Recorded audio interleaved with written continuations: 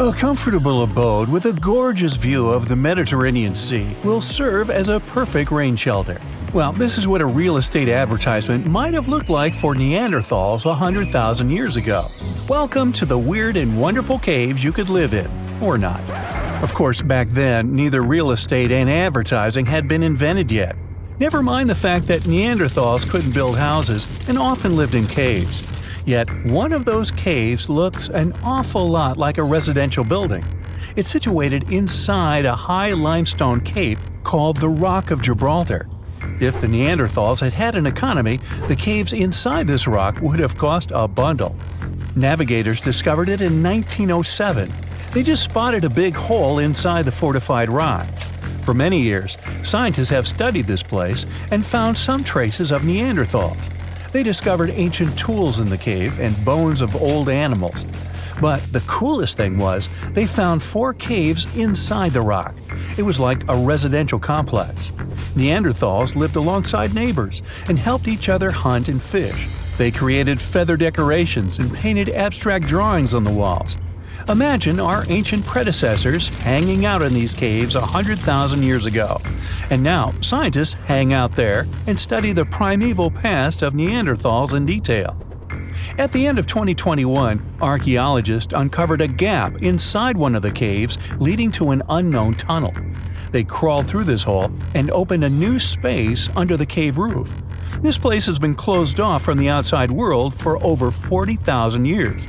And it seems it was one of the most prestigious apartments in the entire mountain complex. It has high ceilings with ancient stalactites. The ruined stone curtains divided the apartment into several rooms. Scientists also found the remains of ancient animals and scratches on the walls. It seems that Neanderthals had never lived here, but they used to visit this place. Archaeologists found the shell of a sea snail called dog whelk. One of the Neanderthals brought it here for some reason, but the primary owners of this place were hyenas. These caves show that Neanderthals were closer to humans than to monkeys. They had a way of life and even some customs. There's still a lot of work ahead, and scientists hope to find new rooms inside this rock. Meanwhile, in 2003, archaeologists discovered another early dwelling on the Isle of Flores in Indonesia. Among the green jungle, they found a cave with ancient tools. At first, everyone thought the human ancestors lived here, but then scientists discovered an unusual skeleton of an adult. A thorough analysis showed the skeleton belonged to a 30-year-old woman, 3.5 feet tall, just above the waist of an average adult. The woman's weight was equal to the weight of an adult shepherd. The skeleton didn't belong to Neanderthals or Australopithecines. It was a new unknown species, which scientists called Homo floresiensis, or simply the hobbit. Also, there were remains of unusual ancient animals in the cave. It was an elephant the size of a cow, some large storks, and giant rats. Archaeologists have found out that hobbits were not the owners of this place. The main inhabitants were the rats the size of a cat. Maybe they were fighting the hobbits. Some analysis shows that Homo floresiensis wasn't our direct ancestor. They were in a separate branch of evolution. The hobbit skeleton looks more like that of a monkey than of modern humans.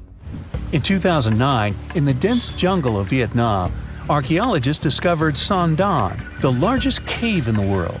If you go inside the cave and shout, you'll hear your echo a long time. In some places, the height of this cave reaches half the height of the Empire State Building, and the total area is larger than one central block of New York. Son Don is one of the 3 caves in the Vietnamese jungle. Many intricate mazes connect these caves. Inside, you can find unique plants and trees that live separately from the outside world. It's a real underground jungle. In some places, you can find collapsed ceilings that let the sunlight in. Besides unusual trees and plants, ancient stalactites hang there. Some limestone deposits are more than 450 million years old. They were here even before dinosaurs appeared. There are also many rivers in the cave. Rainwater coming down from holes in the ceiling has formed them. Fast streams resemble slides in a water park. They lead to unknown underground labyrinths. Scientists have studied only a small part of all these caves. The next unusual cave is in New Zealand. Hundreds of thousands of fireflies live inside. Each of them glows with a blue light. Together, they light up the cave. It may seem to you that you're on another planet, but you can't stay there for a long time. Special air measuring devices are everywhere. Scientists monitor the level of carbon dioxide necessary for the normal existence of fireflies. These insects are sensitive to the environment. If there are many people in the cave, or they stay there too long, the park staff will ask them to leave the place. It's like you're literally stealing oxygen from the fireflies. We've seen some pretty amazing caves so far, but how about a scary one? We're going to the desert of Yemen's Al-Mara province. What we're looking for is not a cave, it's just a black hole in the ground, right in the middle of the desert. It's big, the size of a basketball court. It's not its size that could scare you, but what's inside. Scientists are still not sure what it is. From the depths of this black abyss, a disgusting smell of rotten eggs constantly comes out, and sometimes you can hear some strange, frightening sounds. The blackness of the giant hole in Yemen absorbs all the sun's rays, so you won't see what's there even with a powerful flashlight. People flew over this place by helicopter. They filmed using drones and the most powerful lenses, but they didn't catch anything except darkness. It looks like a big ink spot in the middle of golden sand. The locals are afraid to approach this place. They believe the cave leads to another dimension where evil creatures live. At the moment, the giant hole in Yemen is one of the most poorly studied and mysterious phenomenon of nature. How did it appear? How old is it? Where does it lead? Scientists are trying to find the answers to these questions. There are theories that the hole appeared because of construction work. Geologists drilled the soil nearby in search of minerals. It could have caused fluctuations in the Earth's crust and collapsed the surface. But no one can prove this theory, yet. And now, imagine a place where sunlight has not penetrated for more than 5 million years.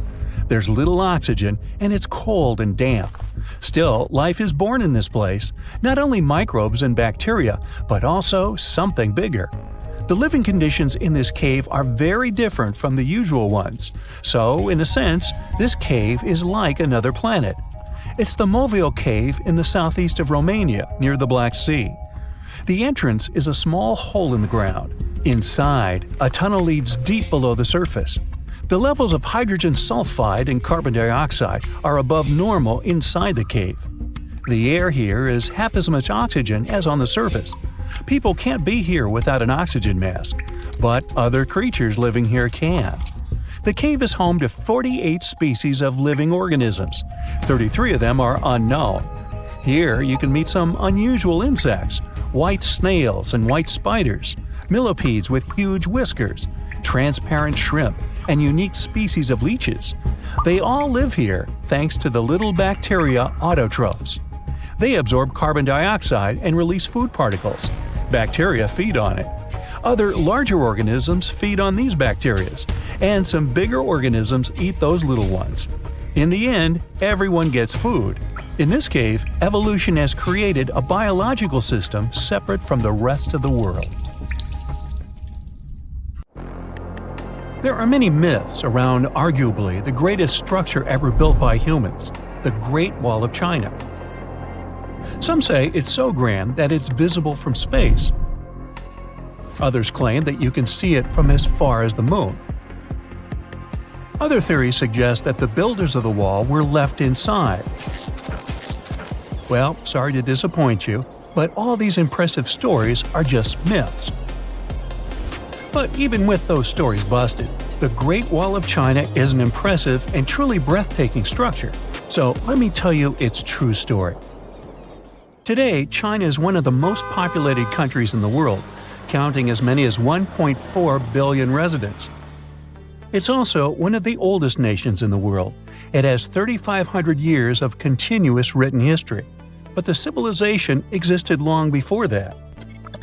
There is a theory that while the European continent, for example, was most likely reached by humans from Africa, China wasn't populated by settlers that came from somewhere else. Some people believe that the Chinese civilization got formed from local Stone Age people who lived on the territory since the prehistoric period. So now, the Great Wall of China. It's truly big even by today's standard. stretching for over 13,000 miles. To imagine it better, it's almost 5 times the distance between New York and Los Angeles, or even a bit greater than the distance between the North and South Poles. Even in modern times, people have never built anything close to this big. Of course, it didn't take a day to build the Great Wall of China. 2? Keep going. In fact, the wall was being built for centuries. Maybe you know that ancient cities had walls around them to protect themselves from invaders. Yes, Chinese cities had them too. The first Chinese emperor united the country in 220 BCE and got a brilliant but very ambitious idea to turn all city walls into one big wall that would defend the country's border against attacks from the north. A trusted general directed the construction, enrolling a big group of workers, soldiers, commoners, and convicts. Back then, the wall was built of rammed earth and wood. In some places that were strategically important, the sections of the wall overlapped to provide maximum security. The walls were around 26 feet high on average. But the Great Wall didn't yet look like the construction we know today. Every next emperor would pick up the big wall project, strengthening and extending it, repairing, but also modernizing construction techniques. Some used bricks to build it. Others moved on to granite and marble blocks. Watchtowers and platforms weren't there from the beginning as well. They were added by Ming emperors. The watchtowers made it possible to communicate with other parts of the wall through smoke and fire messages. So, the wall is quite inconsistent in terms of material, but it only adds more charm to the construction and shows how much effort and time it took. The reasons why some parts of the wall have been standing for centuries and are still in good condition is glutinous rice flour. Turns out, this sticky rice mortar is almost like cement.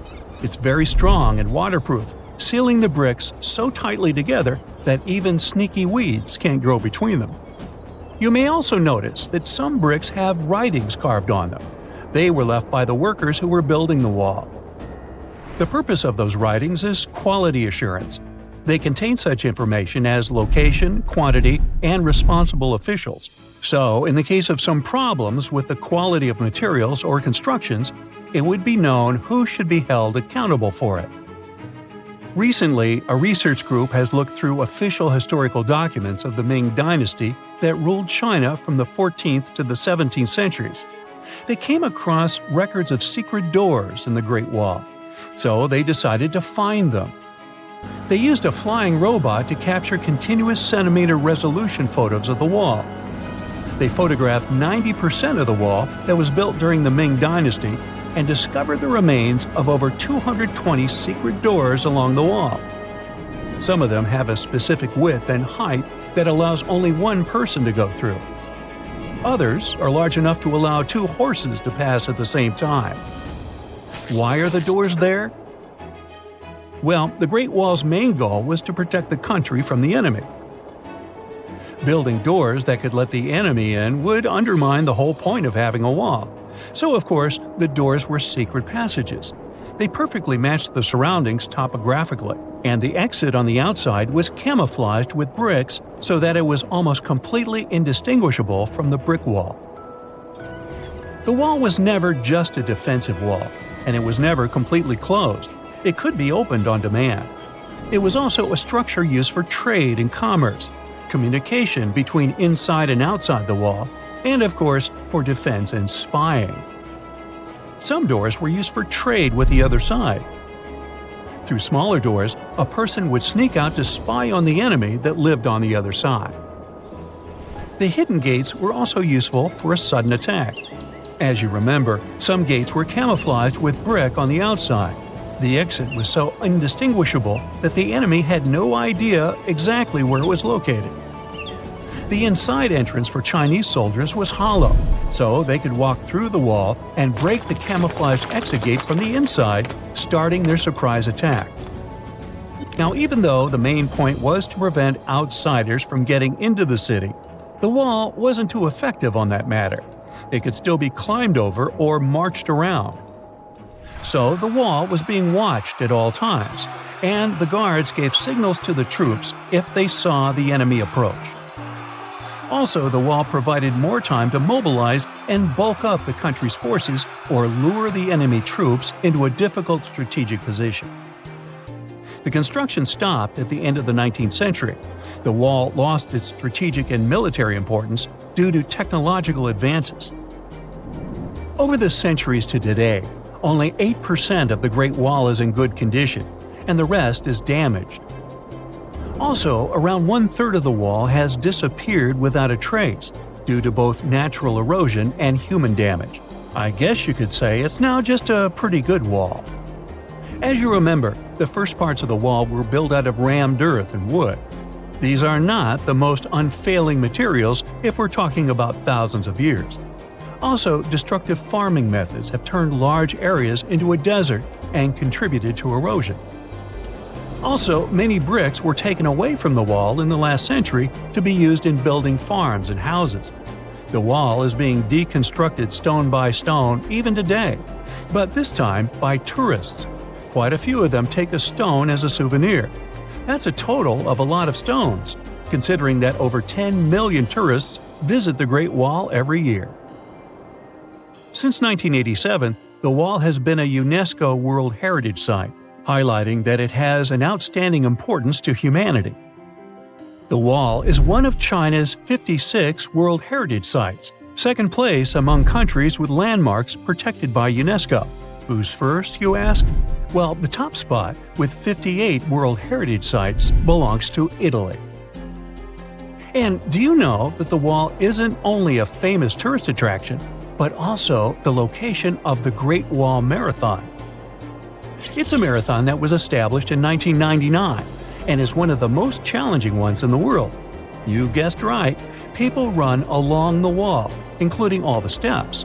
There are 3 distances, so that participants can run a full marathon that is 26 miles, a half marathon that's 13 miles, or just have a fun run of 5 miles. There are countless doors all over the world that haven't been opened for decades, and even centuries. The question is why? It seems that nowadays you can open any door you want. The truth is that some doors were sealed for a grave reason. And so far, nobody has found out what treasures and mysteries they hide. Here are 4 doors that keep their secrets all too well. The Taj Mahal. First up, we've got the Taj Mahal in India, one of the most romantic places in the world. Shah Jahan commissioned it in 1631 and dedicated it to his 3rd wife, who he loved like crazy. They were married for 19 years and had a whopping 14 kids together. But unfortunately, she passed away while giving birth to their last baby. Shah Jahan was heartbroken and decided to build an epic tomb to remember her by. The construction took a whopping 20 years to finish. The building has quite an interesting layout. The design is super unusual with these 4 massive 130-foot tall minarets that stand on the corners of a huge platform. They're not just there for looks. Back in the 17th century, architects were having some serious issues with buildings collapsing under their own weight. So, the chief architect of the Taj Mahal made sure to place those minarets as far away from the tomb as possible. And he even tilted them in a way so that if they did fall, they wouldn't wreck the rest of the Taj Mahal. Talk about planning ahead. The Taj Mahal is hiding some crazy secrets. There are sealed rooms all over the place that nobody is allowed to enter. And if you check out photos of the building from the riverside, you can spot 2 basements. But guess what? They're sealed up too. Nobody knows what's inside or why they've been locked up since the time of Shah Jahan. Apparently, there's a good reason why those rooms are off limits. Some researchers think that they were built using marble, which turns into a different substance called calcium carbonate if it's exposed to carbon dioxide. And when that happens, little bits of marble start chipping off like crazy. To make matters worse, there's no air flowing into these rooms. That means that if too much CO2 builds up in the basement, the 4 minarets could collapse. But wait, there's more. Some people think that the body of Shah Jahan's wife can be found in one of these sealed-up rooms in pristine condition. Why not? Who knows what the mysterious rooms might keep? The Great Sphinx of Giza. The Great Sphinx of Giza is shrouded in mystery. It's not just the largest monolith statue in the world, but it's also a hybrid creature with a woman's head and a lion's body that originates from Egyptian and Greek mythology. It's also very ancient. It's estimated to be around 4,500 years old. The construction of this marvel took about 3 years and required 100 workers who were not slaves and were treated with delicacies like sheep and goat meat. It is also thought that it used to be much more massive than it is now. Archaeologists found huge stone blocks and abandoned toolkits near the site. However, the real secrets of the Sphinx lie underground, near its paws. A group of scientists used a seismograph to detect 2 hidden chambers beneath the Sphinx's paws. Some people think that these rooms might be the legendary Hall of Records, which holds ancient scrolls revealing the secrets of the universe. I mean, that's way cooler than any library I've ever been to. Rumor has it that the Egyptians even had info on Atlantis stashed down there, which is like a super old version of a conspiracy theory. Unfortunately, we can't go on an adventure to check it out just yet. The chambers presumably have 2 entrances, but both remain sealed. The researchers haven't yet received the green light to check out their theory. Let's hope they won't keep us in suspense forever. Sri Padmanabhaswamy Temple. This temple is located in the beautiful state of Kerala in India. This temple is famous for more than just its breathtaking beauty. Underneath the temple there are 6 vaults, creatively named A, B, C, D, E, and F. The enormous iron doors to these chambers add to the mystery of what's behind them. A few years back, the authorities decided to open these vaults to the world, but it wasn't an easy task. You can't just open the doors and enter the vaults. It required a lot of work.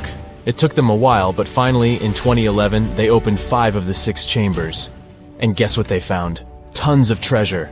Bags of gold, precious gemstones, and priceless diamond jewelry. The estimated worth of everything found in the vaults is a whopping $1 trillion. It's like the temple was the real-life inspiration for Aladdin's Cave of Wonders. But wait, I said 5 of the 6. What happened to the last one? Vault B has remained closed, but not for lack of trying. They simply didn't manage to open it. There is even a belief that it's fatally cursed. Legend says that only a saint or sage can break the curse by chanting a specific mantra. But no one has been able to do this yet, presumably because we don't have saints or sages at our disposal. There is also rumor that in the 30s some temple invaders tried to enter Vault B to do some good old looting. But they never reached their target. Apparently terrible snakes materialized out of nowhere and chased the gang away. But of course, this is just an urban legend, and there is not proof of that. However, it is said that the Auditor General dealing with the temple claimed that Vault B had been opened at least 7 times since 1990, and nothing bad happened to anyone who entered. Who knows? Maybe we should send Indiana Jones to check it out. The First Emperor's Tomb. Deep under a hill, completely undisturbed and surrounded by dangerous traps, lies an ancient 2,000-year-old tomb. It belongs to Qin Shi Huang, the first emperor of China. He was born in the Qin state and became king when he was just a boy. But when he grew up and gained full power, he united the warring states ancient China was divided into by conquering them. After that, he created the Qin dynasty. When he died in 210 BCE, they buried him deep underground in a massive tomb. And when I say massive, I mean massive! Back in 1974, some farmers in Xi'an, China, stumbled upon something strange while digging a well, a huge terracotta soldier. This discovery led to an extensive archaeological dig that has continued for over 40 years, revealing a collection of thousands of clay soldiers. The unique thing about these soldiers is that each one has its own unique features, from hairstyles to facial expressions. It's believed that there could be up to 8,000 of these soldiers, but only 2,000 have been found so far. Interestingly, the central tomb, which is believed to be the resting place of the emperor, is still untouched. In ancient records, there are references to a vast underground city that the emperor built, complete with scenic towers, palaces, and whatnot. Sima Qian, a Han Dynasty historian, wrote that the tomb was adorned with treasures and had space for hundreds of officials, but the lack of technology to properly examine the site is what's holding things up. Qin Shi Huang was surrounded by liquid mercury in his tomb, with 2 of the streams representing the major rivers of China. Yellow River, and Yangtze. The ancient Chinese believed that mercury could provide immortality, but it could have also caused the emperor's death since he regularly took mercury pills to prolong his life. The dangerous levels of mercury contamination in the soil near the tomb are the main reason why scientists are reluctant to explore it. It could be very dangerous both for people and for the environment. Now, if I had to choose which door to open, I'd probably go for the one that doesn't lead to a tomb surrounded by poisonous mercury. Call me crazy, but I'd like to avoid any potential health hazards. Now, how about some surreal hidden places to check out? Grab a flashlight and your backpack, and bon voyage! The trip starts in the mountainous country of Switzerland. You travel to the town of Waltensburg in the eastern part of the country. It's raining and it's very cold, but you still make your way to the bottom part of a mountain, where your first adventure awaits. After climbing up high in the mountains, you see a strangely shaped castle. To get there, you must walk up an extremely narrow pathway. Don't look down, you think to yourself. You tighten the straps of your backpack and manage to walk along the pass. Standing at the door of the castle, you really can't believe what you see. A 13th century fortress built entirely of stone. Today, all that is left of Krafenstein Castle is mainly its ruins, but their condition is good enough to get an idea of what the place looked like back in its glory days. You take your time to explore the castle inside, but honestly, this place gives you the chills and you're ready to move on. The next place on the list is Turkey. A plane and then a car ride later, you arrive in the city of Çorum in the northern part of the country. On the outskirts of Çorum, you find a valley filled with old, overgrown mountains and see the beginning of the trail you're about to hike. The way is extremely steep, but it leads to a secret door carved in the mountain. Congratulations! You've just arrived at Kapilikaya. The huge door is a massive arched stone that blocks the entrance to a hidden building. Experts think it has existed since the 2nd century BCE. Unfortunately, the huge door won't open, so what's hidden inside is a mystery today. It's guessed that there is a room inside. Some locals say there's a treasure hidden there too, but until today, no one has managed to enter the place to check.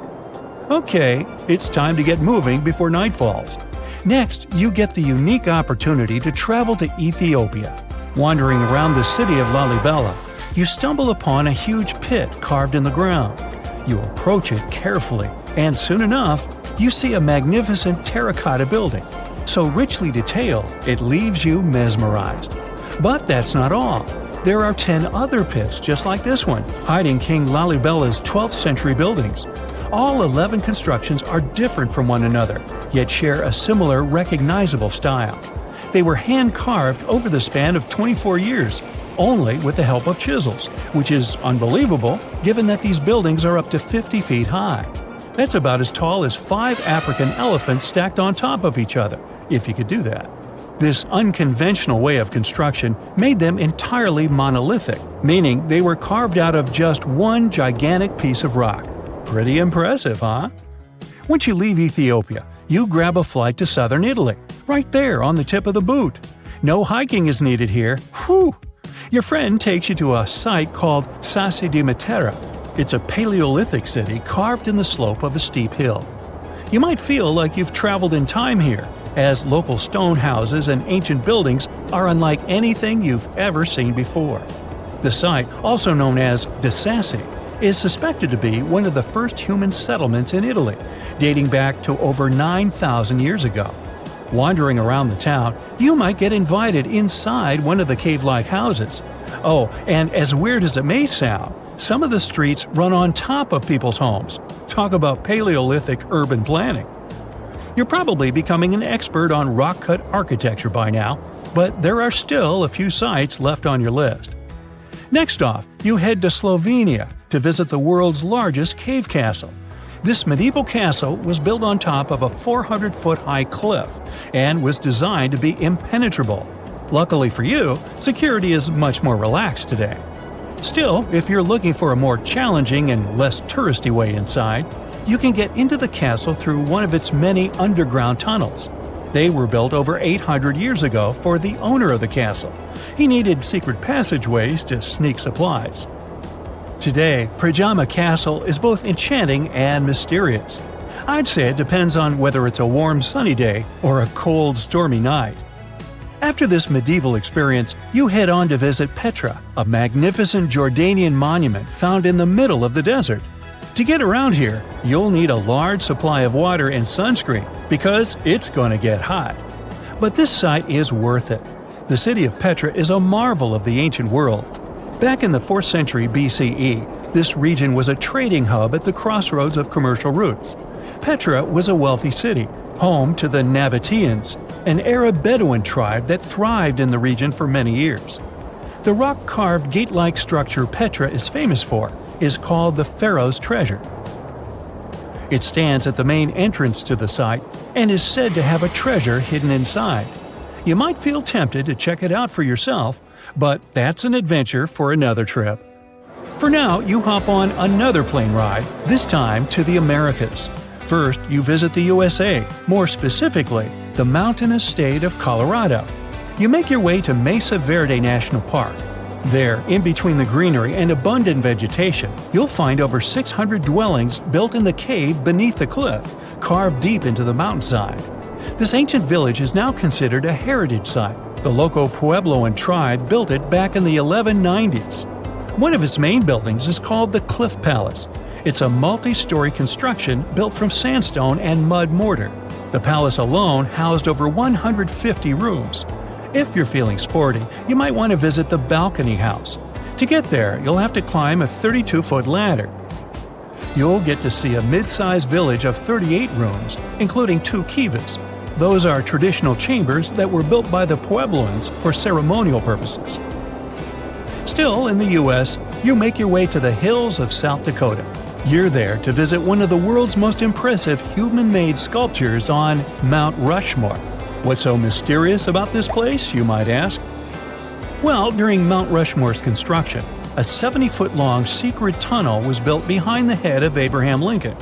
The tunnel was supposed to hold all the documents and artifacts important to the United States history. After the designers thought it through, they decided it was better to hide them in a safe box in the floor of the tunnel. The box holds the history of how Mount Rushmore came to be carved, as well as a brief history of the U.S. and the 4 presidents depicted on the mountain. Amazing, right? Now, you're headed down to Machu Picchu, a South American site hidden between the Peruvian mountains. Machu Picchu itself is already a mystery. Researchers still don't know why or even how the ancient Incan civilization managed to engineer the stone-built citadel all the way back in 1450 CE. To get there, you must endure a 3-day hike, reaching the impressive altitude of 8,000 feet above sea level. Or you can get a train, but that's no fun, right? You're here to check on a relatively new discovery. Back in 2010, French engineer David Crespi was taking measurements of the Inca ruins when he noticed a door he had never seen before. It was sealed off by stones. He went back to the site a few months later with an electromagnetic scanner. The scanner, which could detect objects behind walls, showed there were copious quantities of metals behind that sealed door. The researcher contacted the Peruvian authorities requesting to remove the rocks, but they didn't authorize it. As of today, the door is still locked. Whew, this trip was long, wasn't it? Make sure to get some rest, Indiana Jones. Canada is known for its snowy mountains, untouched forests, pristine lakes, friendly, helpful people, eh? And that delicious maple syrup. Now they get to add something else to the list: the world's oldest water. Back in 2016, researchers drilled down 1.9 miles and found an ancient pool of water at Kidmine, Ontario. The water was believed to be at least 2 billion years old. Not fresh water. The water was found bubbling up in caverns deep underground, inside the 3 million square miles of the Canadian Shield, one of the world's largest geological continental shields. The area endures very little plate tectonic activity, possibly explaining how the water remained untouched for so long. Scientists and researchers analyzed the water and found dissolved gases of helium, argon, xenon, and neon, untouched by any outside source.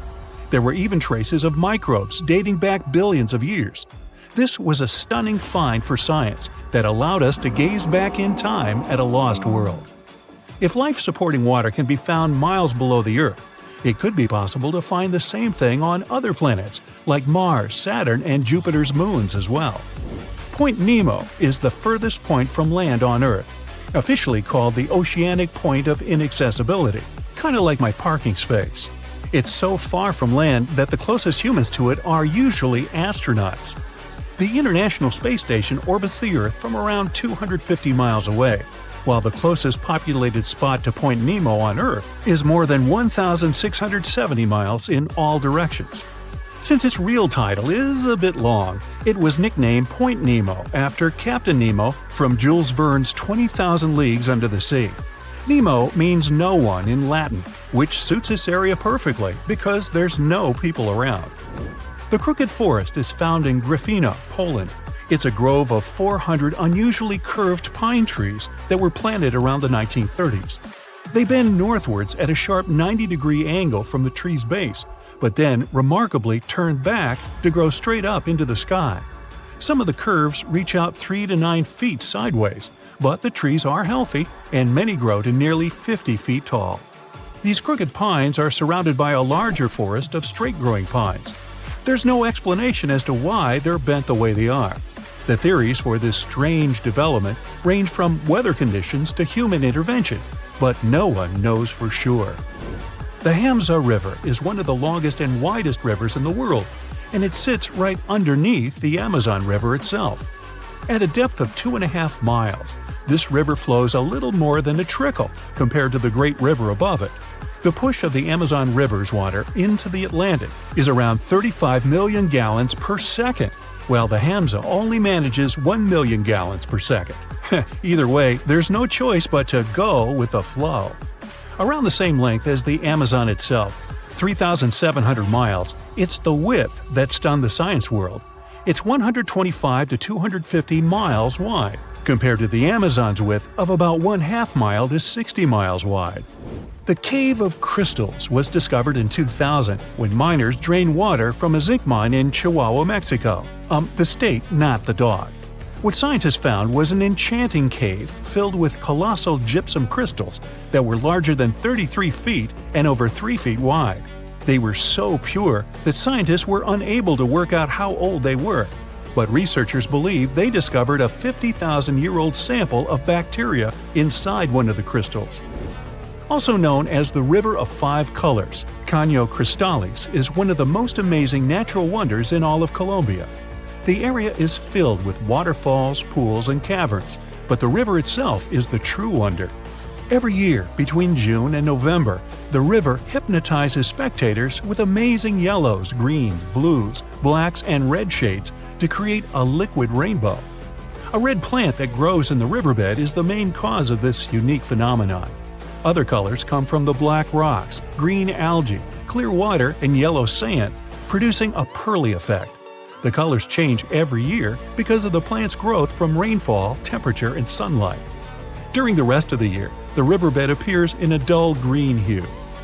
Scientists in Hawaii discovered that red algae were making sounds in the waters around coral reefs. The noise was believed to come from the loud snapping shrimp, until researchers put the sound and presence of algae together and started monitoring the bubbles. As the algae use photosynthesis for food, they produce tiny bubbles that collect on their surfaces. When the bubbles separate off the plant, they make a ping or popping sound. Reefs can be smothered and suffocate if they're covered by too many algae. Discovering that photosynthesis makes a sound could be useful for the reef's preservation.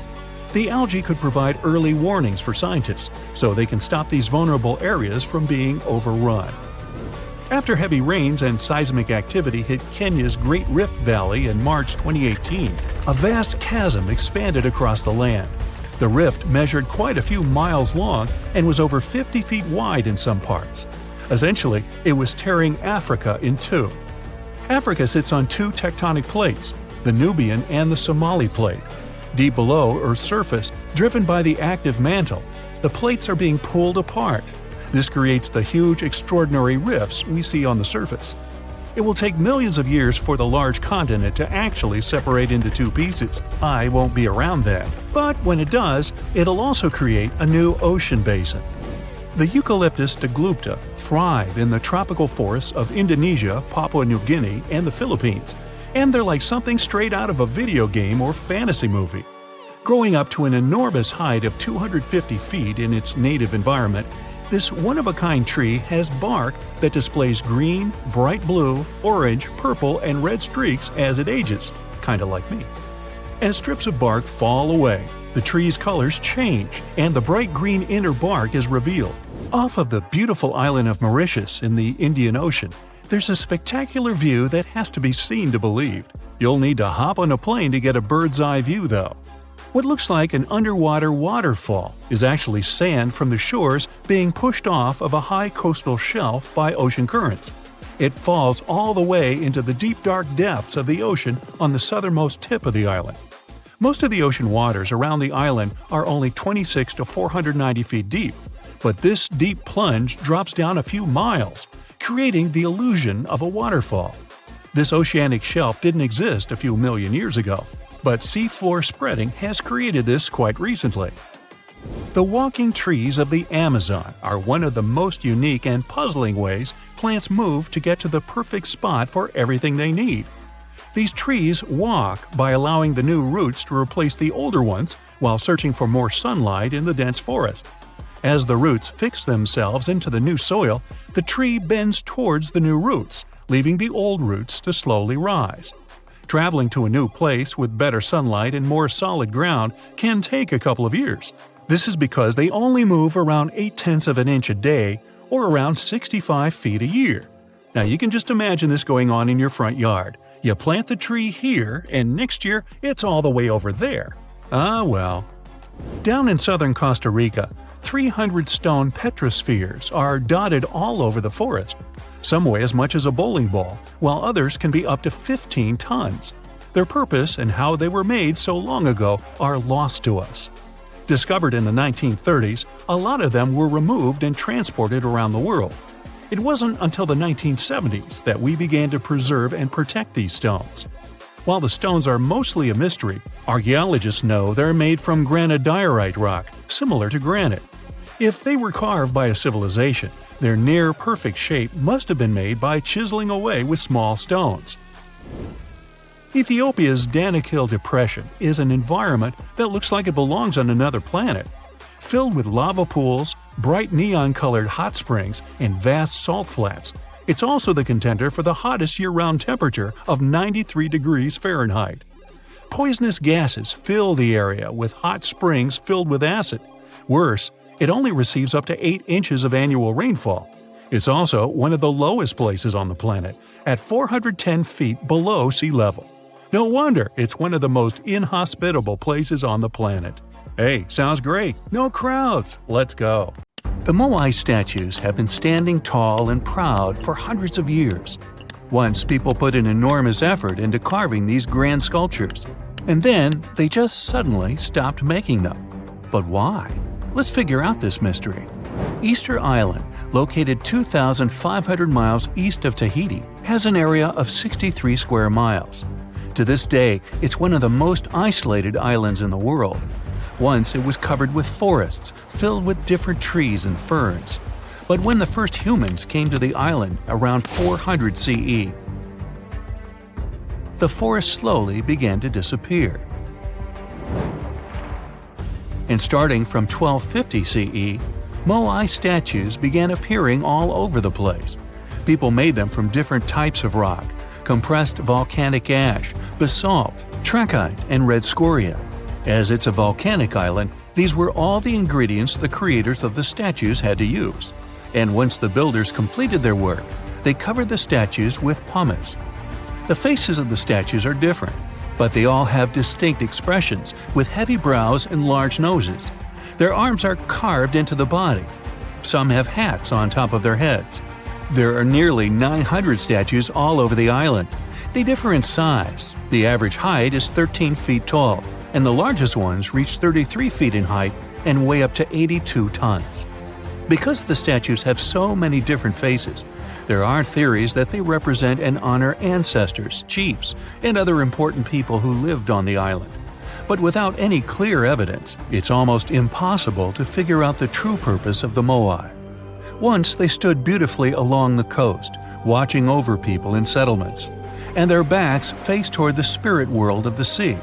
When Europeans first discovered the moai statues in the 1700s, many of them had already toppled over, and the construction of statues had stopped way earlier than that.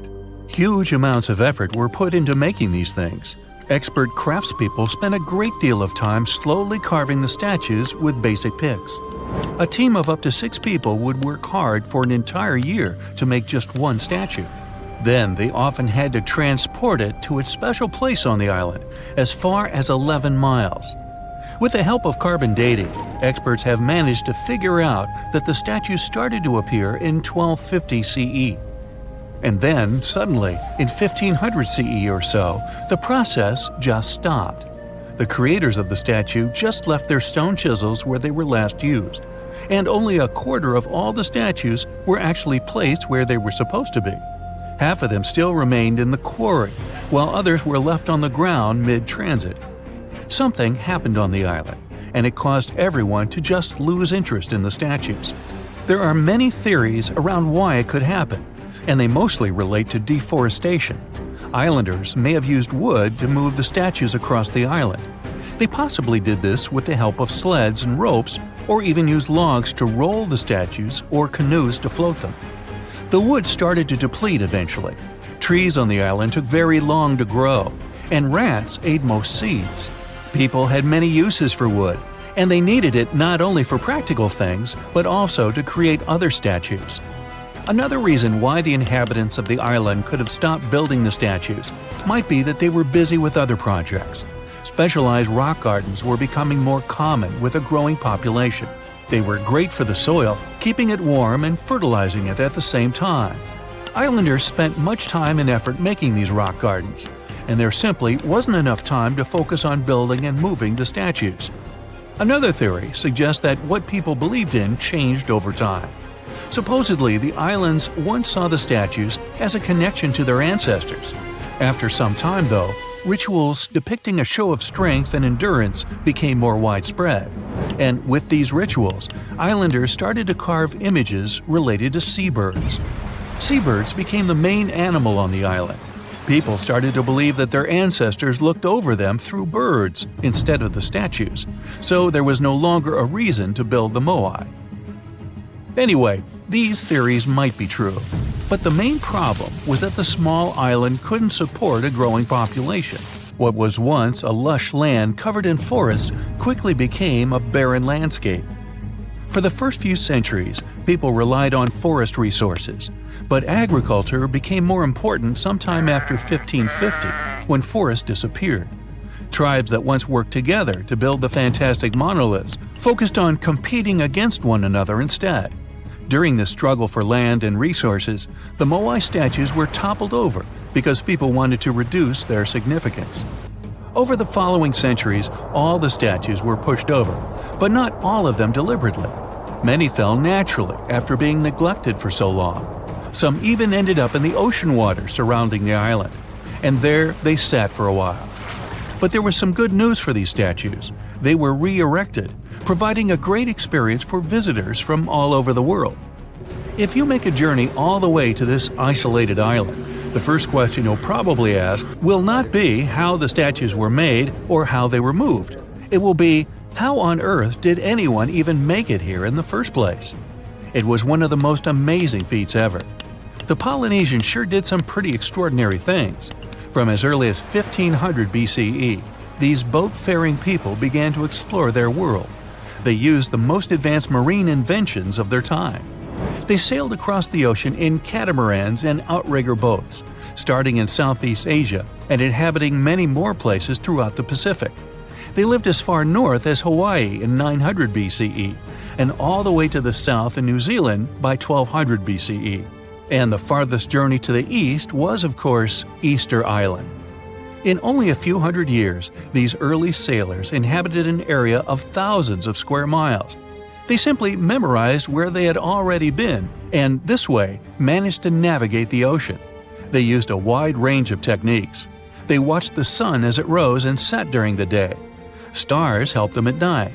If it was overcast and sailors couldn't figure out direction visually, they used other brilliant methods. They watched the movements of ocean currents and wave patterns and paid attention to bioluminescence in the water. These patterns helped them find where specific islands were located. These seafarers even understood how islands and atolls in the distance caused air and sea interference patterns. Birds provided them with certain signs too. Some of them migrated long distances from one island to another, which gave travelers some kind of a visual connection for their route. Other types of birds had specific feeding times.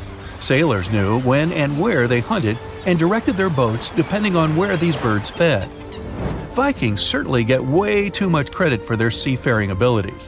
Where they used a sun compass, the early Polynesians relied purely on the knowledge of how nature itself could guide them. Their skills were so advanced that in 1769, Captain James Cook, an English explorer, even hired a Polynesian navigator because of his extensive knowledge of the seas. But even more surprising was the fact that he drew a map from memory. It covered an area that was 2,000 miles wide. In this region, there were 130 islands, and the navigator knew 74 of those islands by name. At the beginning of their voyage, Captain Cook often disregarded the navigator's advice. But toward the end of their journey, he was very impressed. He also recognized the Polynesians as possibly the most widespread nation on Earth. If you come across a well in Portugal, resist the temptation to gaze into its depths. The inverted tower in the enigmatic city of Sintra sends chills through those who encounter it as it spirals down a daunting 88 feet into the underground. It certainly wasn't designed to collect water, yet its true purpose remains a closely guarded secret. Dating back to around 1904, this well could have been involved in a mysterious initiation tradition from the Knights Templar. The Templars had faded into history almost 6 centuries before the construction of this pit, but their enigmatic traditions were revived by later generations. So one theory says that candidates seeking to join the group back then had to confront their deepest fears by facing this well, descending its spiral staircase blindfolded. When they reached the bottom of the inverted tower, they removed their blindfolds and were faced with this frightening sight. The only way out of this dark labyrinth was to keep looking up and following the light.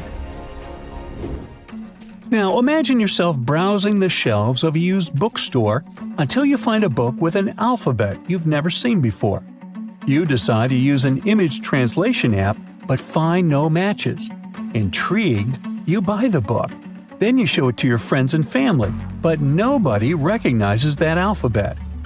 Rare book dealer Winfried Vonnig probably experienced the same frustration back in 1912 when he acquired what would later become the most enigmatic book in the world.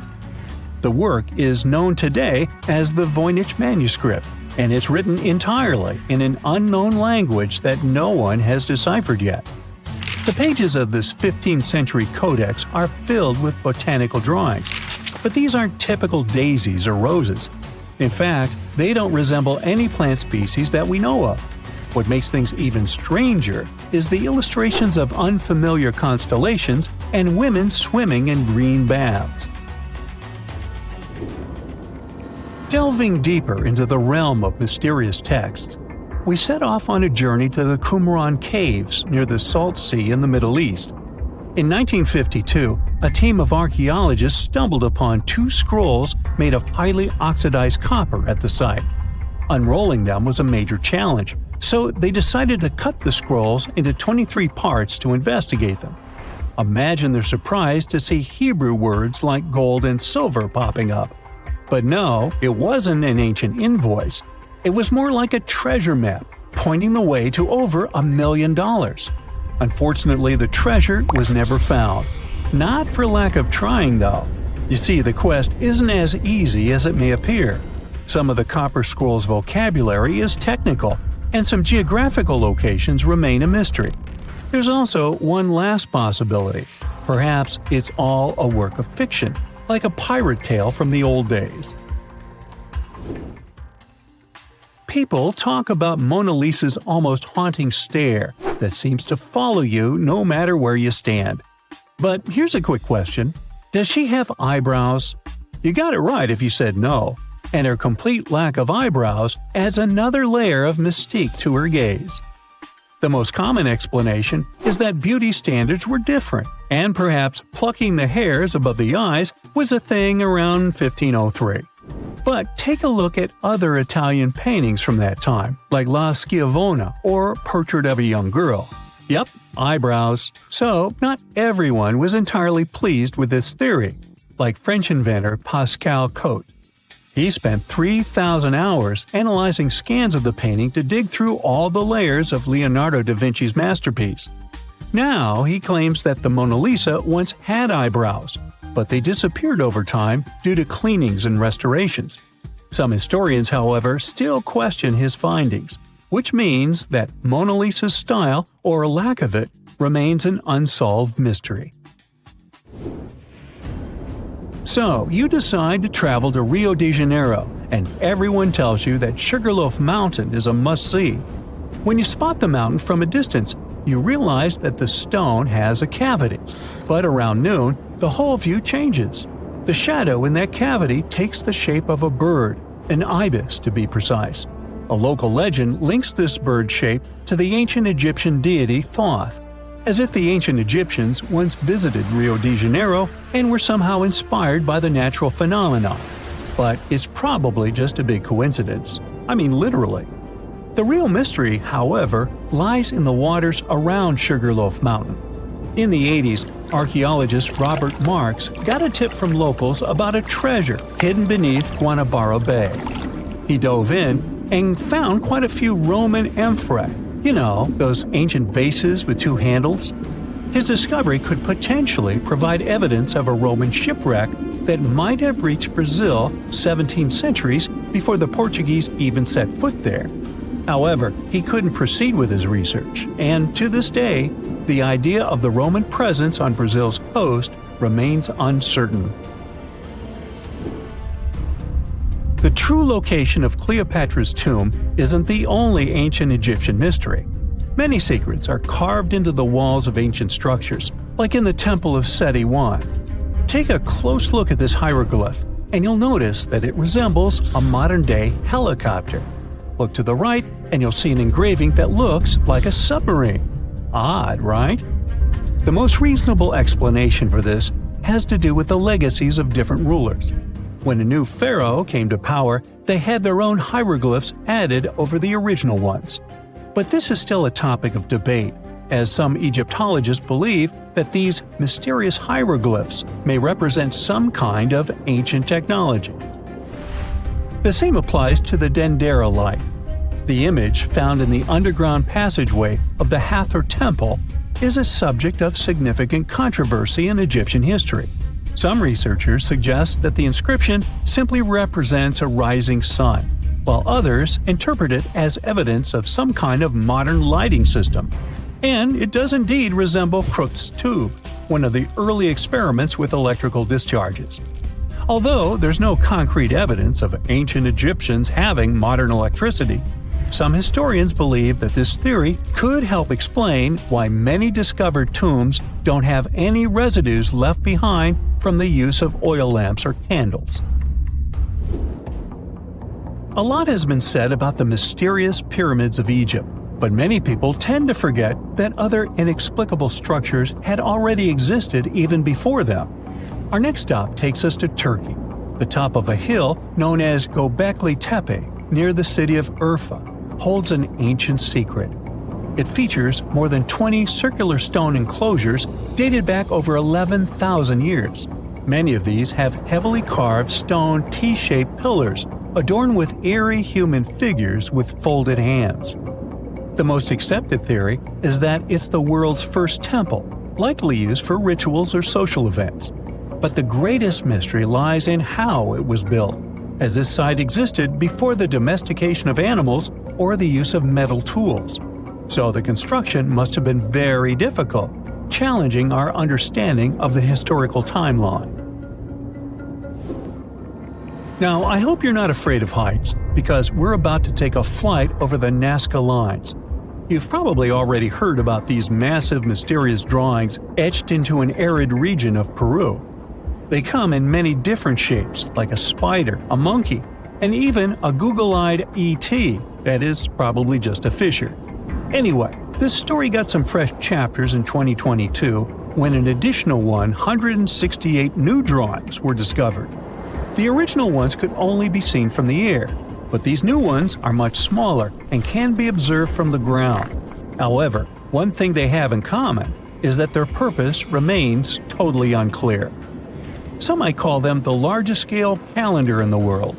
Others suggest that they served as a tool for agricultural purposes. Of course, many theories have emerged in an attempt to give the Nazca Lines a meaning, but the truth is that they remain some of the most important unsolved mysteries in history. It was April 10, 1912. Richard had just departed from Southampton, England, aboard the most famous ship of the time, dubbed the Unsinkable. Since he had just witnessed a near collision with the SS City of New York, he decided to write to his wife and report the unfortunate and frightening event. "My dearest Sal," he wrote, "we got away yesterday after a lot of trouble." Little did he know that a mere 4 days later, both his pen and the ship he was on would be lost forever at the bottom of the North Atlantic Ocean. Was this some sort of bad omen?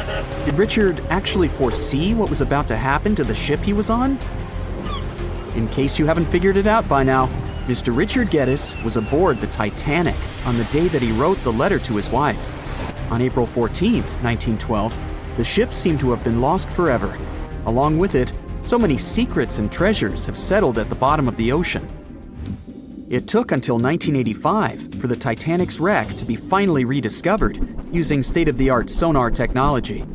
Ever since then, they've managed to recover thousands of items from the Titanic, and many of them went on display or auction. Things like jewelry, a life jacket, a menu from the ship's restaurant, or even a sample square of carpet from the first-class stateroom have all captivated the public's attention, just like the many stories of the people on board. Scientists have even tried to come up with strategies to get the Titanic back up altogether to properly study it and stop it from getting more and more damaged at the bottom of the ocean. Some have suggested filling the wreck with ping pong balls to make it float, while others even considered injecting it with 180,000 tons of Vaseline.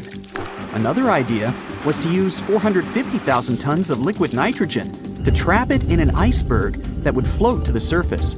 But they eventually had to let go of all these potential strategies since the Titanic is way too fragile to ever be recovered. The Titanic may be one of the most interesting ships lying at the bottom of the ocean, at least in popular culture, but deep-sea divers have a lot of other stories to share. Planes also sometimes find their way to the bottom of the ocean. Deep-sea divers in Oahu, Hawaii came across the wreckage of an F-4U Corsair plane. It seems to have crashed into the ocean in 1946, as it didn't have sufficient fuel. If you can dive deep enough, you might even stumble upon statues and lost artifacts, like those found in the world's only underwater archaeological park off the coast of Naples, Italy. It features the ruins of the ancient Roman city of Baia. The underwater statues found here are breathtaking, to say the least. In an ironic twist of events, some of the equipment we intended to use to get us to the moon was lost at the bottom of the sea for a very long time. But how did that happen? Beginning from the late 1960s and ending in the early 70s, many Apollo rockets were launched to orbit the Earth and the Moon. When reaching altitudes of about 38 miles, the first portion of the spacecraft, including the engines, needed to separate. People thought these components got destroyed or lost forever. But were they really? In 2012, a team of specialists discovered a bunch of rocket engines 14,000 feet off the coast of Florida. They have since gone through a 2-year renovation plan and are now on display at Seattle's Museum of Flight. Can you imagine stumbling upon a whole city underwater? Back in 2001, a lost city was discovered in the Gulf of Cambay, off the coast of India. Some archaeologists believe it to be the oldest city in history. By comparison, it's almost the size of Manhattan and features massive walls and even plazas. They stumbled upon pieces of sculpture, artwork, and even what looked like ancient wooden furniture, believed to date back up to 9,500 years ago and 5,000 years older than any city previously discovered. Okay, how about an underwater river? I can't even imagine what that would look like, but some deep divers claim to have seen it south of Tulum, Mexico. Is that even possible? Well, not really, since the Cenote Angelita Cave is not a true river, but a very special type of optical illusion. It's formed by a halocline, meaning a cloud of hydrogen sulfide at the bottom of this underwater cave. Turns out you can actually swim right through this cloud, which makes you feel like you're swimming through a flowing body of water. Not all things discovered underwater are inanimate objects. Some of them are actually quite scary sea creatures. A jellyfish might not be on your list of things to look out for if you can avoid the stings. But this giant one, also known as a lion's mane jellyfish, is the largest known species of its kind. In all fairness, you'll only uncover it if you happen to dive into the waters of the Arctic, Northern Atlantic, and Northern Pacific Oceans.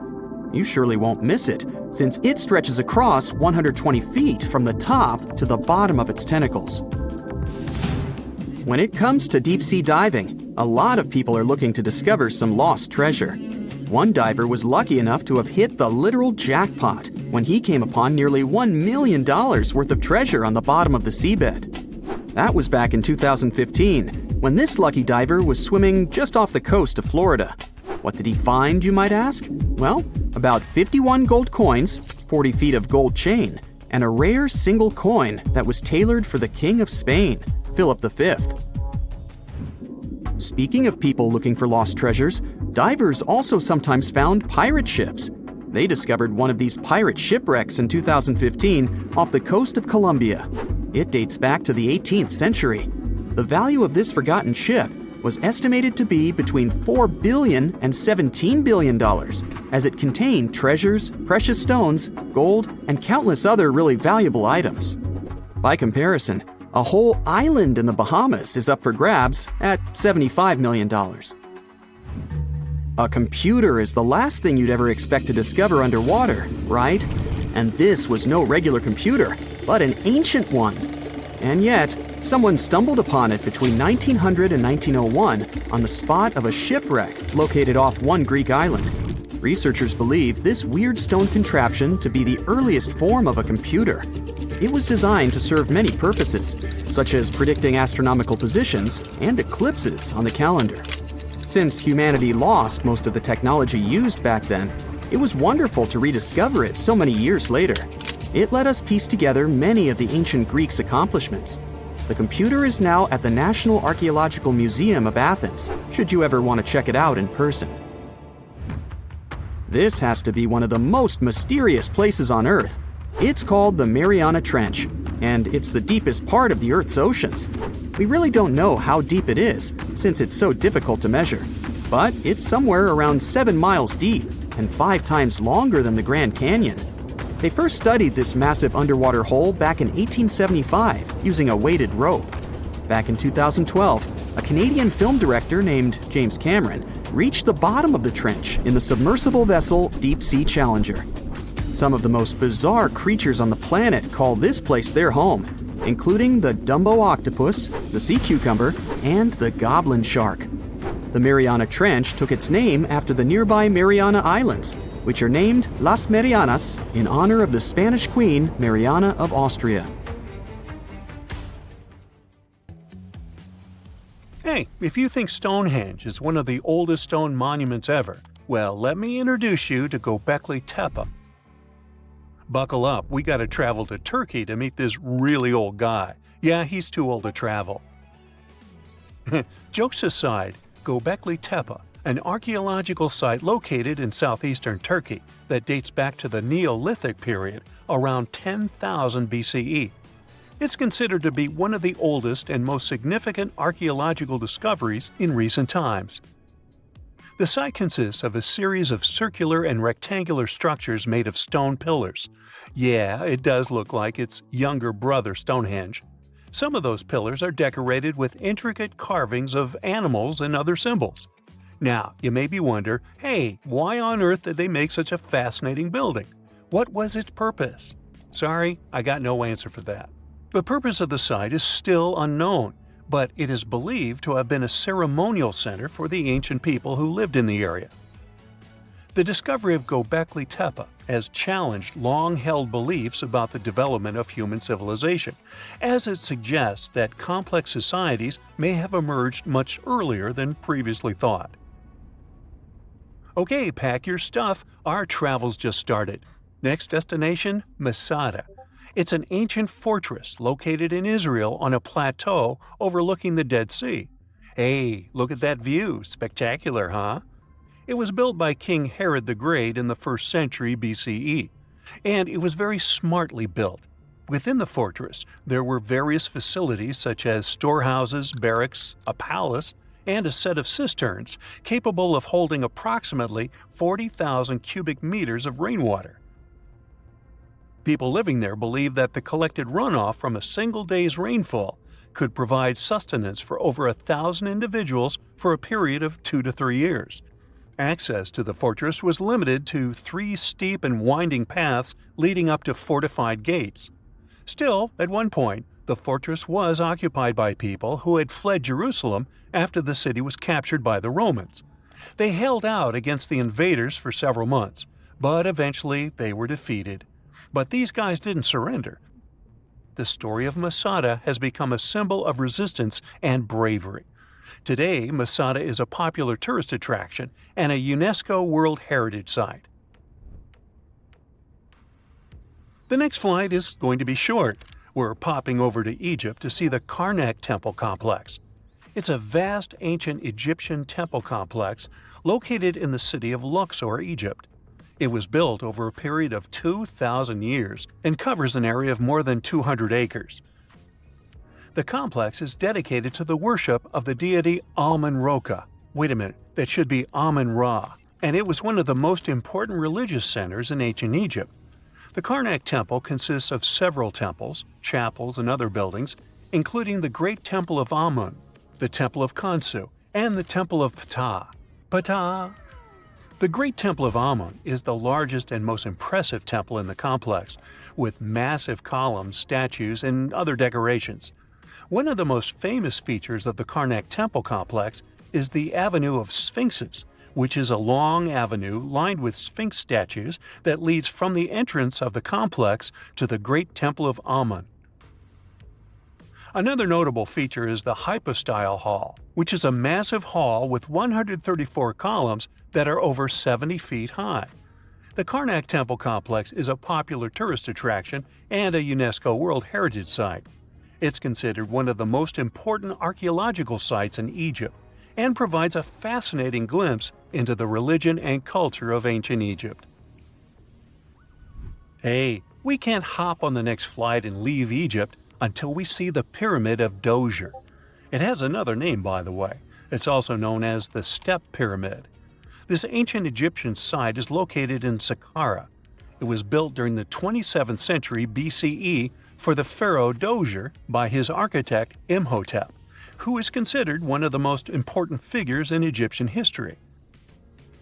People believe this pyramid is the first monumental structure built entirely of stone and is an important example of early Egyptian architecture. The pyramid originally stood at 203 feet tall and was surrounded by a complex of buildings and courtyards. It was constructed in 6 layers, each smaller than the one below it, giving it the distinctive step-like appearance. The pyramid was used as a burial place for Pharaoh Djoser and was surrounded by a vast necropolis that contained the tombs of many other important officials. The Grateful Dead? The Pyramid of Djoser has several renovations and additions over the centuries, including the addition of a limestone casing that covered the original step structure. However, much of the pyramid was destroyed over time, and today only the central core remains. Despite this, it remains an important archaeological site and a popular tourist attraction in Egypt. Alrighty, we're ready to move on. There's one more pretty recent discovery we gotta see today. The Tower of Jericho was only discovered during excavations in the 1950s and 60s. It's an ancient stone tower located in the city of Jericho in the West Bank. Just like Göbekli Tepe, this one is believed to be one of the oldest stone structures in the world, dating back to approximately 8000 BCE. The tower stands at over 28 feet tall. It's made up of two main sections, an inner tower and an outer tower, which are connected by a series of stairs. The purpose of the Tower of Jericho is not entirely clear, but it is believed to have served as a defensive structure or a watchtower. It may have also had religious significance, as it was located near a sacred spring. The Tower of Jericho is a significant archaeological site and has provided valuable insights into the early history of human civilization. It's open to visitors and is a popular destination for tourists interested in ancient history. Now, this ancient site even got attention from Netflix, and they made a movie where the action takes place in Mohenjo-Daro. This site was a major center of the Indus Valley civilization in present-day Pakistan.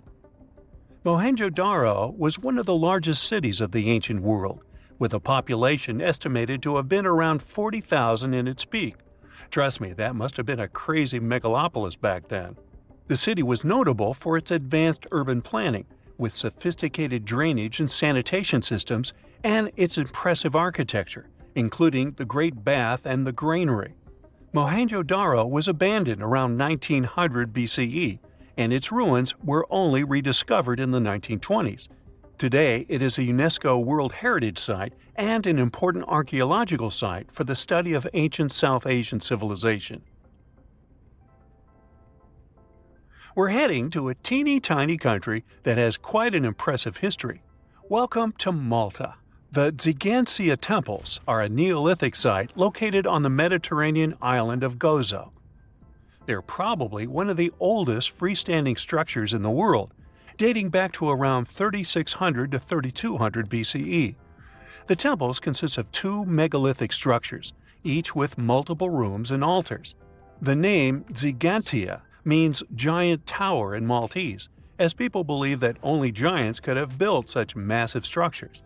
The temples are believed to have been used for religious purposes and are considered to be an important example of prehistoric architecture. They were added to the UNESCO World Heritage List in 1980. Well, you must be pretty tired, but there's one more place we gotta visit today. Our plane is already landing in Armenia, and we're here to see the Temple of Garni. Look, this one is well preserved.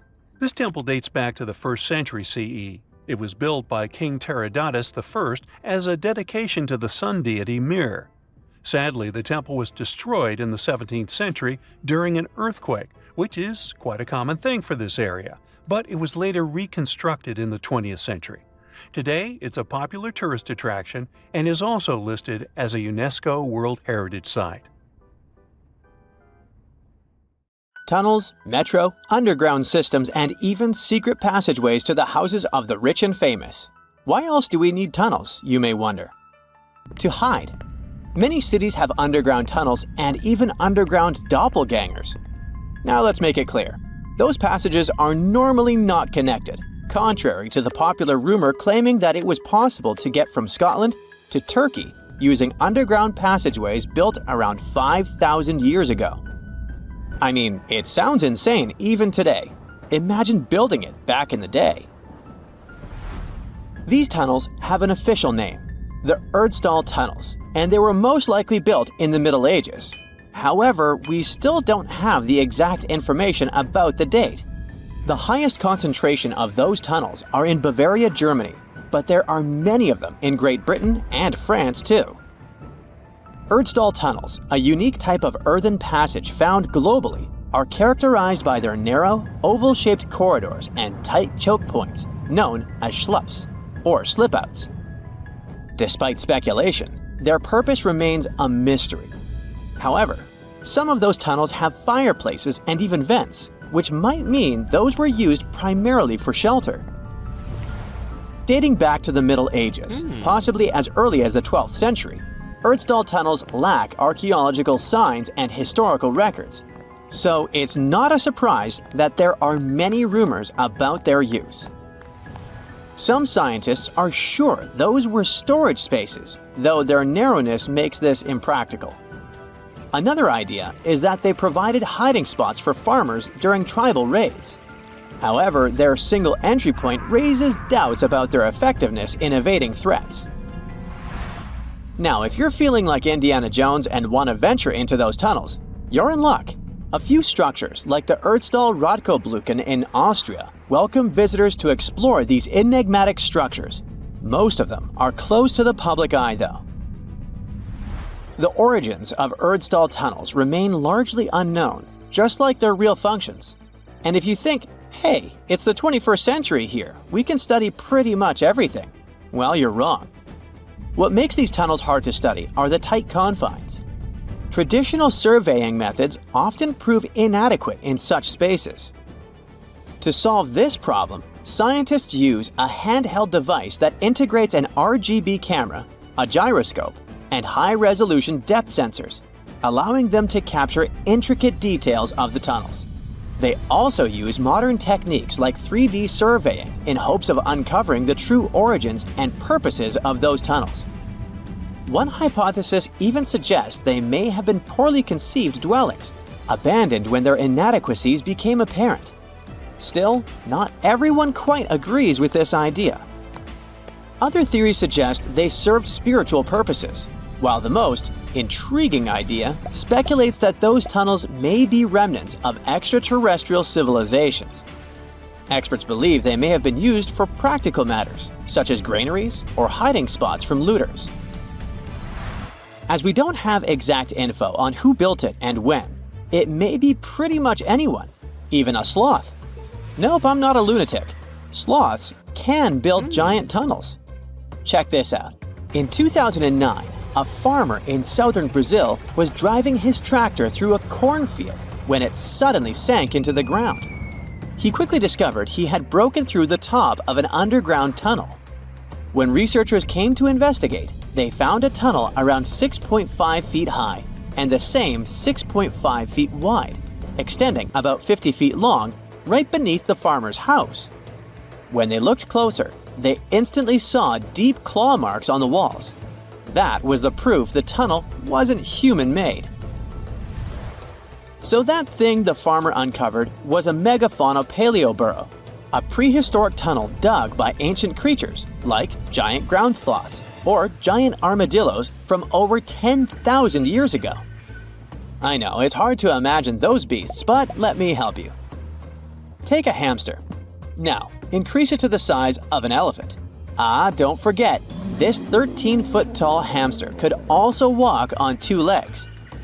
During their time, around 15 million to 10,000 years ago, many species of sloths and giant armadillos roamed the Americas, some even digging similar tunnels.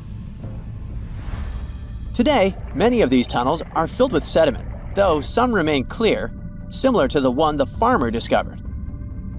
This 2009 find sparked significant interest, leading to the discovery of over 1,500 paleoburrows across southern Brazil, making it the era with the highest concentration of such sites worldwide.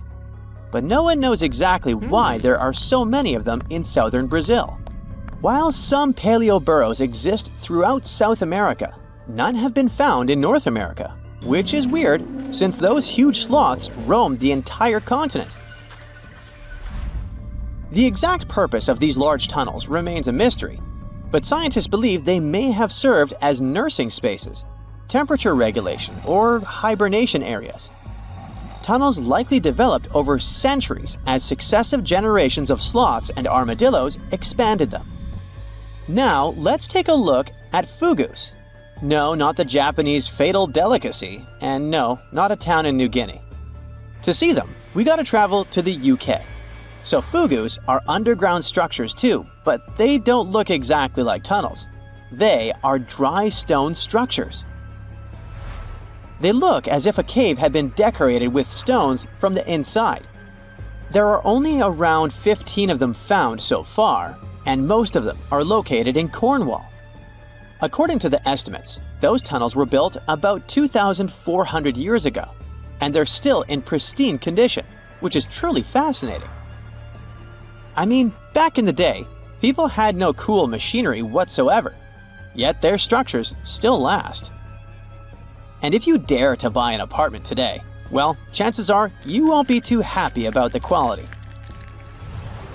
Going back to our fugus, there's nothing extraordinary about their supposed purpose. They could be used for spiritual purposes, as a place to hide, or a food storage. The latest application, though, is a bit weird. I guess it's not a secret for anyone that England is famous for its excessive humidity. And if you want to store your food properly, you gotta avoid the humidity at all costs. Otherwise, say welcome to mold and fungi. But ancient people weren't dull-witted at all, or they wouldn't have survived, and you and I wouldn't be around now. So they might have adapted those fugus to store just some products, those that already had natural molds in them, assisting in the preservation of perishable food, like milk, butter, and cheese. But hey, those are just speculations. The true reason why they were built remains unknown. What makes fugus unique is that they are intentionally built tunnels, not just excavated mines like those in Wales. They were crafted by digging deep trenches, lining them with stone slabs, covering them with capstones, and then filling over them, all of which took significant time and effort. Still, no matter how hard those were to construct, cities around the globe are often built over intricate tunnel systems, each unique to its location. For instance, Paris is famous for its extensive underground quarries, which were abandoned years ago, but still pose a risk of collapse in certain areas above. London boasts one of the largest tunnel networks in the world, including many that were specifically created for military purposes. In New York City, there are rumors of secret tunnels, while Los Angeles has old tunnels from the Prohibition era used for speakeasies. Many other cities also have their share of enigmatic tunnels, and surprisingly, Florida is no exception. It happened in the year 2011 in Ybor City. Near a former post office, flooding uncovered something weird, a section of an unknown structure. Back then, people didn't pay much attention to that, so it took another 7 years to discover something truly fascinating. This historic neighborhood was founded in the 1880s, but it remained unknown until 2018 that it also has a hidden tunnel network. We only learned of it because of renovation work. The exact purpose, of course, is unknown, but most scientists are pretty sure that they serve to connect to early gaming spots and the port of Tampa. Figuring out how extensive the tunnel network is tricky. In 2018, a historic home in Seminole Heights revealed locked doors leading to tunnels from the 1920s. One local even said he traveled through a tunnel for 20 minutes. Rumors suggest some tunnels connect to the Hillsborough River and Ybor City. Research is ongoing, but no new info has emerged yet. It's nighttime, and you're about to walk inside Pharaoh Tutankhamun's final resting place. You know, King Tut. You don't have a torch, but at least you came with a flashlight. You walk down several flights of stairs and observe how the walls are carved in hieroglyphics and what looks like a spell. Those who take anything from this place will be doomed for life, the spell says. Even if you don't really believe it, this scares you a little bit. You find a huge stone door. Is it a trap? You manage to open it, but oh no, it's only an empty chamber. You check your map. It seems like you're heading in the right direction. After what feels like hours, you realize you must be trapped inside a labyrinth. You try to retrace your steps, but you can't find the door where you came in from anymore. That's it, you think to yourself. You've fallen for the Pharaoh's trap.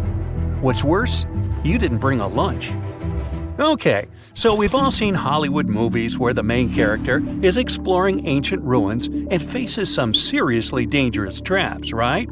We've been told Egyptian royalty protected their final resting places with venomous scorpions and snakes, sliding doors that will trap you for life, and giant rolling boulders that will crush anyone on their paths. The thing is, were these traps truly real? Well, I regret to be the one to break it to you, but this is all fiction. These elaborate traps were too technologically advanced for ancient civilizations to pull off. That is not to say, however, that there weren't any traps at all. Ancient civilizations, like the Egyptians and the Mayans, are known for their practice of building entire monuments dedicated to the ones who had passed away. These structures would often reflect the position of person occupied in society. So, for the really important people, the VIPs of their times, massive monuments were built to host their bodies long after they were gone. Some of these civilizations believed that a person's life would continue on the other side of the veil. For that reason, a person would be buried together with the belongings of their current life. If they had a lot of money and power and stuff, that meant their resting places would be filled with riches and gold. Now imagine if you lived in ancient Egypt and you knew exactly where all the pharaohs' tombs were located and had heard rumors of the amount of wealth kept in these places. Maybe you would be tempted to go check it out, right? We're talking about large rooms filled from floor to ceiling with golden artifacts, jewels, and even money. I mean, it does sound tempting. And since there weren't any security guards protecting the entrance of these places, Egyptians needed to get creative as to how they would protect these riches. These old civilizations found some traps to be useful. A recurring one was building empty rooms inside the monument to confuse a burglar. Now, let's take a look at Amenhotep III's final resting place as an example. It was built in the city of Luxor, in a spot also known as the Western Valley of the Kings. Two French engineers originally discovered the monument between 1905 and 1914 CE. The structure is huge and has more than 10 chambers, connected by long corridors and steep stairways. The King's Chamber is the most hidden one, and for an outsider to try and find it, they will probably enter a lot of empty rooms beforehand. Other pharaohs tried to protect their riches by commissioning monuments with false doors concealing pits that were up to 20 feet deep. This way, an unwarned and unwanted visitor would be surprised by the deep hole on their way to the king's resting chamber. Alongside false doors, pharaohs made sure to build labyrinth-style corridors and false walls. This way, robbers could take hours or days before they found the king's real chamber. As to pits with poisonous snakes on them, if there were any reptiles inside these monuments, they probably got inside on their own, and would most likely not stay there for long. There is no way snakes would survive years and years without food inside these pits. So yes, another Hollywood-induced belief right there.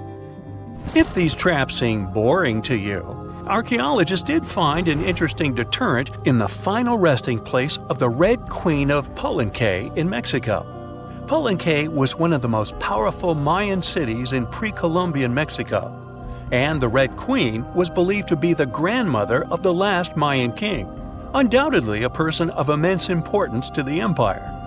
In her honor, a huge monument was built to keep her body after her passing. The discovery of the tomb itself was already thrilling. Archaeologists found an ancient monument when digging at the site back in 1994. The first thing they found was a room with a hidden door. Once they opened the door, they discovered a long corridor. Finally, at the end of this corridor was the Queen's chamber.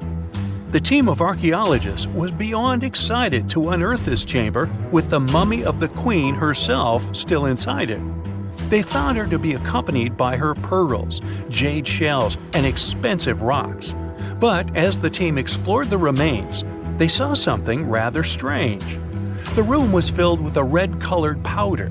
Researchers knew that the color red was important to the Mayan people, and that much of their clothing and buildings were decorated with this color. But they didn't understand why the queen was buried with this unknown red substance. After they took a sample back with them for further analysis, they discovered that the red powder was cinnabar, a very dangerous mineral. This powder, when inhaled, can cause, shall we say, severe health damage to a person. The team concluded that this could only be a trap for anyone trying to steal her riches. Okay, so dangerous powders might have worked as the most intense traps we've seen until now. But perhaps the cheapest way to keep out unwanted visitors was to advertise spells written out all over the monument. We'd probably laugh at these today, but back in the day, they were more or less effective. Spells usually said that the person who took anything from that place would meet a tragic fate. Some spells said that robbers would lose their houses in big fires or terrible floods. Other spells said burglars would have incurable and undiagnosed health issues, but they weren't really enough to stop people from taking any gold. There are some stories surrounding how these spells might have been real. One of them is from the famous British Egyptologist Howard Carter, the one responsible for unearthing Pharaoh Tutankhamun's resting place in the 1920s. After months of unsuccessful digging, Carter discovered the tomb's existence by chance. He found the entrance to a stairway right beneath the soil where he had been searching all those months. With the help of a team, he cleared the piles of sand blocking the stairs and discovered a doorway. The door had several royal symbols carved into it, and Carter knew this could only mean a very important person had been buried there. And he was right. With a chisel, he made a hole in the top left-hand corner of the doorway and lit his vision with the help of a candle. He couldn't believe what he was seeing, the reflection of several golden and jeweled items crowding the chamber before him. Lost for 3,000 years, Carter had just discovered the final resting place of King Tut. But the story didn't finish here. This discovery was accompanied by a series of unfortunate events that led people to believe it had something to do with the pharaoh's spell. Carter himself mysteriously passed away just a few years later, and some of his assistants lost their houses in floods, just like one of the spells threatened. Some say it's just coincidental, as there's no real proof of these things being connected. Well, what do you think? Was this an effective trap after all? Everyone loves a good landmark. The Roman Colosseum, the ancient city of Machu Picchu, the Giza pyramids. But have you ever wondered how it once looked? Way back in the days when they were built? Or even in the time they were covered in ivy and forgotten by humanity? Buckle up, because we're heading on a time travel adventure to the world's greatest archaeological sites. Our voyage begins in South America, deep inside the Peruvian mountains. Behold, the city of Machu Picchu. Machu Picchu is a monument to the ingenuity and power of the Inca civilization. During its prime, the Inca civilization stretched 2,500 miles along South America's coastline from modern-day Ecuador all the way down to Chile. And Machu Picchu was located at the heart and center of it. The historic site was constructed at around 7,000 feet above sea level, more or less around 1450 BCE. The gated city consisted of around 150 buildings made of stone. The Incas managed to build temples, houses, and even a complex aqueduct system to irrigate the entire town. And yes, they did all that without the help of wheels or any instrument made of iron. The housing model is somewhat similar to stone houses we see nowadays, with the difference that the Incas didn't use any cement to stick together the blocks of stone. Yet, they fit seamlessly on top of each other. Not only that, the Incas must have developed a rudimentary yet effective anti-earthquake technology, since in the event of a quake, the rocks would shake without falling out of place. If Machu Picchu had been built today, it would have cost over $70 million to finish the entire thing. The purpose of the site is still a mystery to many historians. Theories suggest that it could have been built as a ceremonial site, a safety base for the Inca people, or even a retreat for royalty. What we know for a fact is that in the 16th century, 100 years after Machu Picchu was built, its population abandoned it, with tree roots taking over the majority of the site and keeping it hidden from humankind for over 4 centuries. It wasn't until the 20th century that the world was reintroduced to Machu Picchu when a Peruvian farmer led Yale University professor Hiram Bingham III to visit the site. Since then, Bingham and many other explorers dedicated their lives and research to studying the archaeological wonder of Machu Picchu. Now, for the next stop on our time-traveling vehicle, the city of Pompeii in Italy.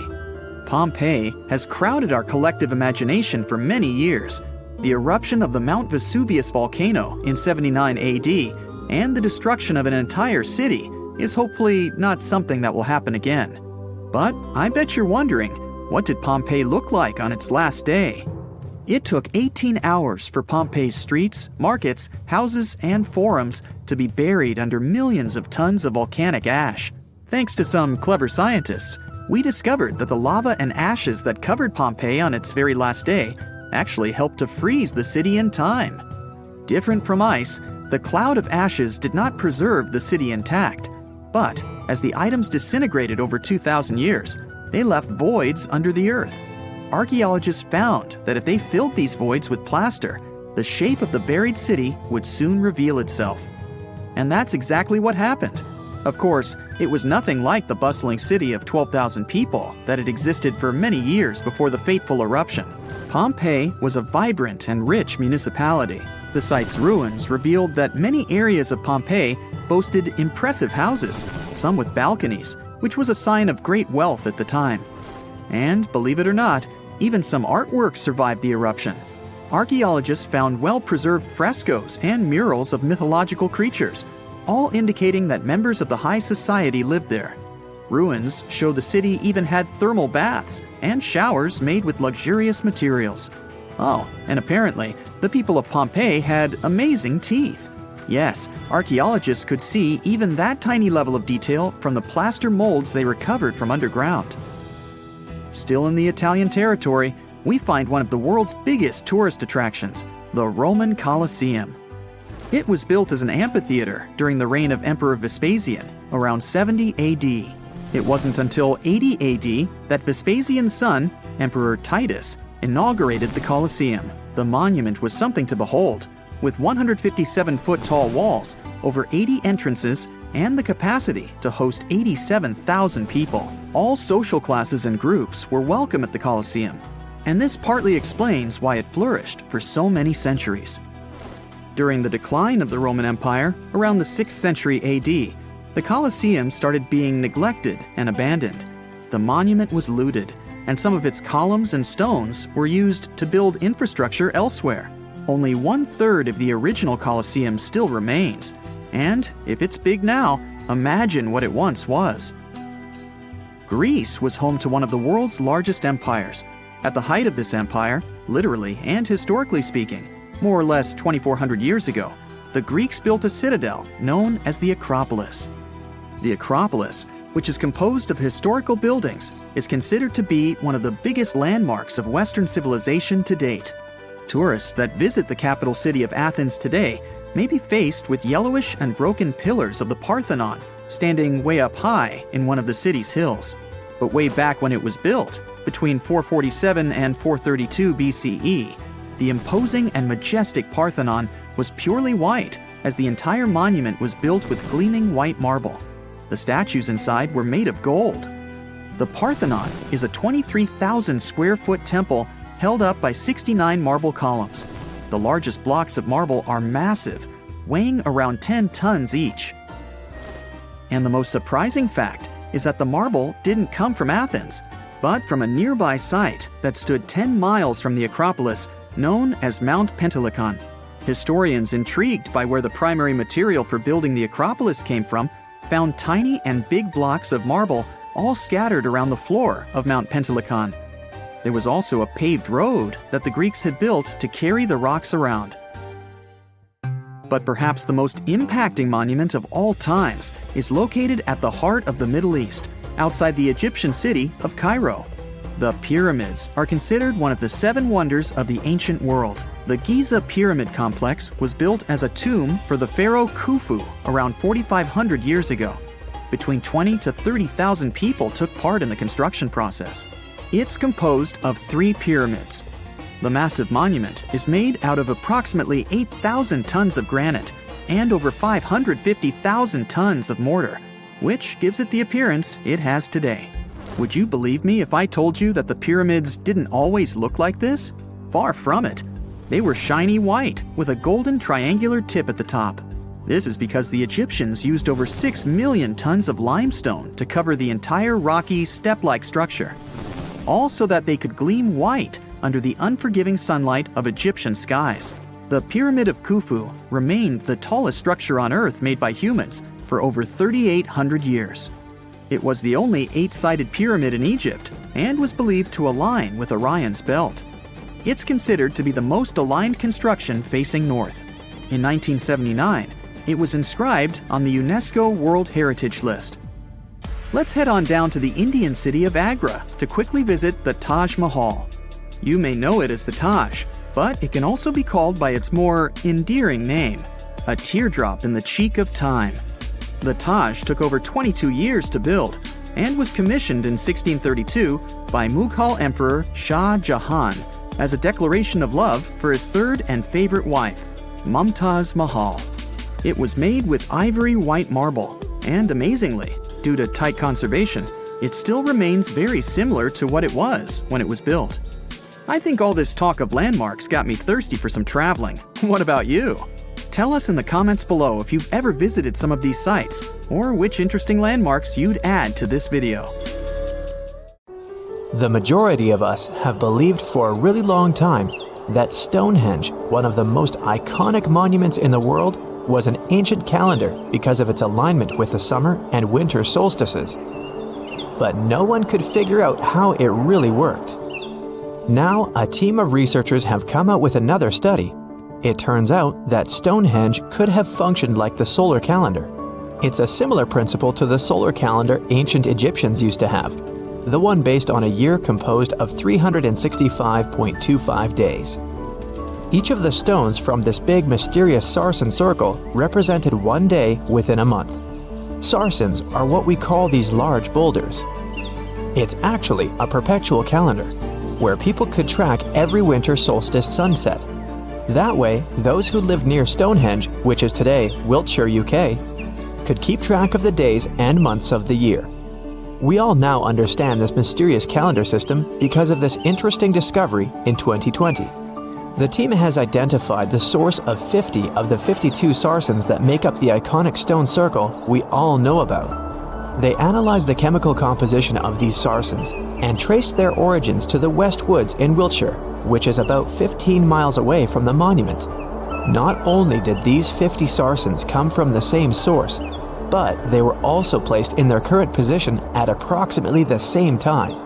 They make the outer circle of Stonehenge, together with a horseshoe-shaped inner ring. Near the center of the monument, there are smaller rocks, known as bluestones. The team traced the origins of the bluestones all the way to Wales. They also discovered that the sarsens share a common chemistry, over 99% silica with trace elements. 2 sarsens were different from each other and also different from the main cluster. These sarsens were arranged in 3 different formations at Stonehenge. 30 of them formed this huge stone circle that dominates the monument. 4 station stones ended up in a rectangular formation outside the circle, while the rest, located inside the stone circle, were constructed into 5 trilithons. A trilithon is when you have 2 vertical stones with a horizontal lintel at the top. 30, 5, and 4 are pretty interesting numbers in the context of this calendar system. The 30 uprights that are spread around the main sarsen ring could represent days of the month. If you multiply that by 12, you get 360. Add on 5 more, those from the central trilithons, and the result is 365. And to really adjust the calendar to match a solar year, you need to add 1 extra leap day for every 4 years, right? The team believes the ancient people used the 4 station stones to keep track of this part. So, in this system, they paired the summer and winter solstice every year with the same pair of stones. Ancient people started building Stonehenge about 5,000 years ago, and it took more than 1,000 years to finish the work.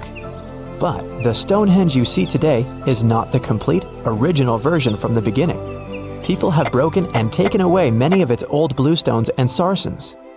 The entire structure also changed over time since there were generations and generations, 180 of them to be precise, that passed since the beginning of Stonehenge. who would participate in the building and rebuilding of it. People created Stonehenge in 4 stages. They first built a circular enclosure that stretched over 330 feet, 100 meters, in diameter and went around 56 pits. A high bank flanks the ditch of the enclosure, while there's a low bank on the outside. Some theories even say that this part was some form of a communal cemetery. Later, in the second stage, builders added a horseshoe of sarsen trilithons. In the third stage, they constructed a ceremonial avenue that was nearly 2 miles long. It possibly traced the path of the bluestones. People moved from the Aubrey holes to the Q&R holes, a double arc that these bluestones have been arranged into. At this stage, builders also reorganized the entrance stones and recut the main enclosure ditch. During the fourth stage, the stones were broken and builders etched carvings into the sarsens. Later, the bluestones ended up being modified again. Builders didn't leave any written records about how they managed to drag these heavy stones to the site and get them to stand so perfectly upright. But there are theories that say their techniques were more closely associated with woodwork than masonry. They made mortise holes and protruding tenons because they wanted to slot these stones together, and they used tongue and groove joints to do that. When they dug the hole for the stones, they placed timber poles at the back of the holes that were used as brace support. Then, they moved the stone into a position and hauled it upward with ropes. They packed rubble into the hole to make sure the stone stayed in place. A pre-industrial farming society put this fascinating monument together using only tools made of stone and bone. Not even the wheel had been invented yet. This unusual formation is also known as ringing rocks. The stones you can see at Stonehenge have some pretty odd acoustic properties. When you strike them, they produce a loud clanging sound. That could be one of the reasons why people bothered to transport them over such a long distance in the first place. In some ancient cultures, people believed that these rocks contained healing powers. It's a really popular location that attracts over 1 million visitors a year. When it first opened to the public, visitors were allowed to walk among the stones. They could even climb on them, as there weren't any restrictions. Until the 19th century, visitors would regularly chip off pieces of the rock to take them home as souvenirs. They would also engrave their initials into the stones. They camped within the circle and dug fire pits, not realizing that the digging pits could seriously undermine the stability of the entire monument. Over time, visitors have encountered more and more restrictions until the monument was finally roped off in 1997 because of the serious erosion of the stones. That means if you want to visit, you can only view it from a distance unless you want to pay extra for the stone circle experience, which can be arranged outside of normal visiting hours. Stonehenge originally had 2 entrances that led into the enclosure. There was a wide one to the northeast and one that was a bit smaller and located on the southern side. If you look at it today, you can see there are many more gaps. This is mostly because of tracks made later that once crossed the monument. The ground within Stonehenge has been severely disturbed, and it wasn't just about random visitors digging fire pits. There was a group of people who dug a large deep hole within the stone circle in the 17th century because they were looking for treasure. Then there was Charles Darwin, who also did some digging because he was studying earthworms in the area. He wanted to know how these worms could impact objects in the soil over time. He observed how a fallen stone there had sunk deeper into the ground and realized it was happening because of the activities of these tiny creatures who churned through the soil all the time. In 1963, there was a theory that Stonehenge had been built as some sort of computer that predicts solar and lunar eclipses. Later, some proposed it was actually constructed as a monument to ancestors that had passed away. This theory says the permanence of its stones represented the eternal afterlife. The average sarsen you can find there weighs 25 tons, while the biggest one weighs around 30 tons. If you want to get an idea of how massive these stones really are, you can go behind the visitor center in the outdoor gallery to check out a replica sarsen stone. It's a true copy of a freestanding upright from one of the trilithons that are located in the inner horseshoe of the monument. There are 5 Neolithic houses at Stonehenge based on real archaeological evidence of houses found in that area. Each of them had stake-built walls and a chalk floor. Some even had furniture. There was also a lot of trash discovered, which means people in this area used to like celebrations and feasting. Research has shown that people lived in these houses for 50 to 100 years, around 4,500 years BCE, which was the time when the builders brought the sarsen stones to Stonehenge. During the time they were building Stonehenge, generations of people went through major changes themselves, from the Stone Age to the early Bronze Age. They were no longer as static and isolated. They started to travel and trade more, which means they communicated way more than their ancestors, even internationally. This is how they could have spread the word about Stonehenge, and it's also when the whole mystery and fascination with the monument began. The ancient city of Taposiris Magna is hidden on the northern coast of Egypt. These days it has very little of its former glory, but what lies beneath it may hold the secret to uncovering a famous mystery, that of Cleopatra, the most memorable Egyptian queen in history. The recently discovered tunnel is also known as a geometric miracle for its time. Excavations have uncovered a 43-foot-long structure below the ground, which is partially submerged in water. Its shape and construction technique are similar to that of the Eupalinos tunnel, another amazing ancient discovery. This one is located in Greece and was built by excavating simultaneously from 2 points, aiming to have them meet in the middle. The use of math and geometry to make this construction was astonishingly precise for those days, more so since it was built near a mountain. Archaeologists that have been working on the Taposiris Magna site since 2004 believe this tunnel may lead to the lost tomb of Cleopatra. The clues they found so far seem to back up this theory. For starters, the city and its temple were built by one of Cleopatra's ancestors, Ptolemy II. All the architecture seems to indicate it was dedicated to the ancient spirit Osiris and his queen Isis. Throughout her reign, Cleopatra did try to associate herself with Isis, so it may be no surprise she chose this location as her final resting place. Scientists have yet to pinpoint Cleopatra's tomb, but research continues with the help of modern technology. To study this location better, archaeologists have even used a special device called ground-penetrating radar. This tool allows us to analyze what lies beneath the ground without being intrusive.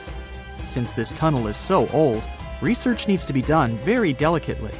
Seeing pictures of what's underground before you start digging is incredibly useful and has been done here since 2011.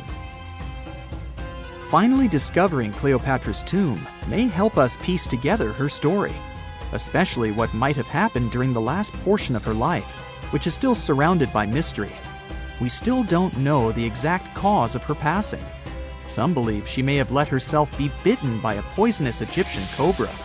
Others have suggested that she was well accustomed to toxic substances, even hiding some in her hairbrush in case she ever needed it. But that's not to say she chose to use it on herself.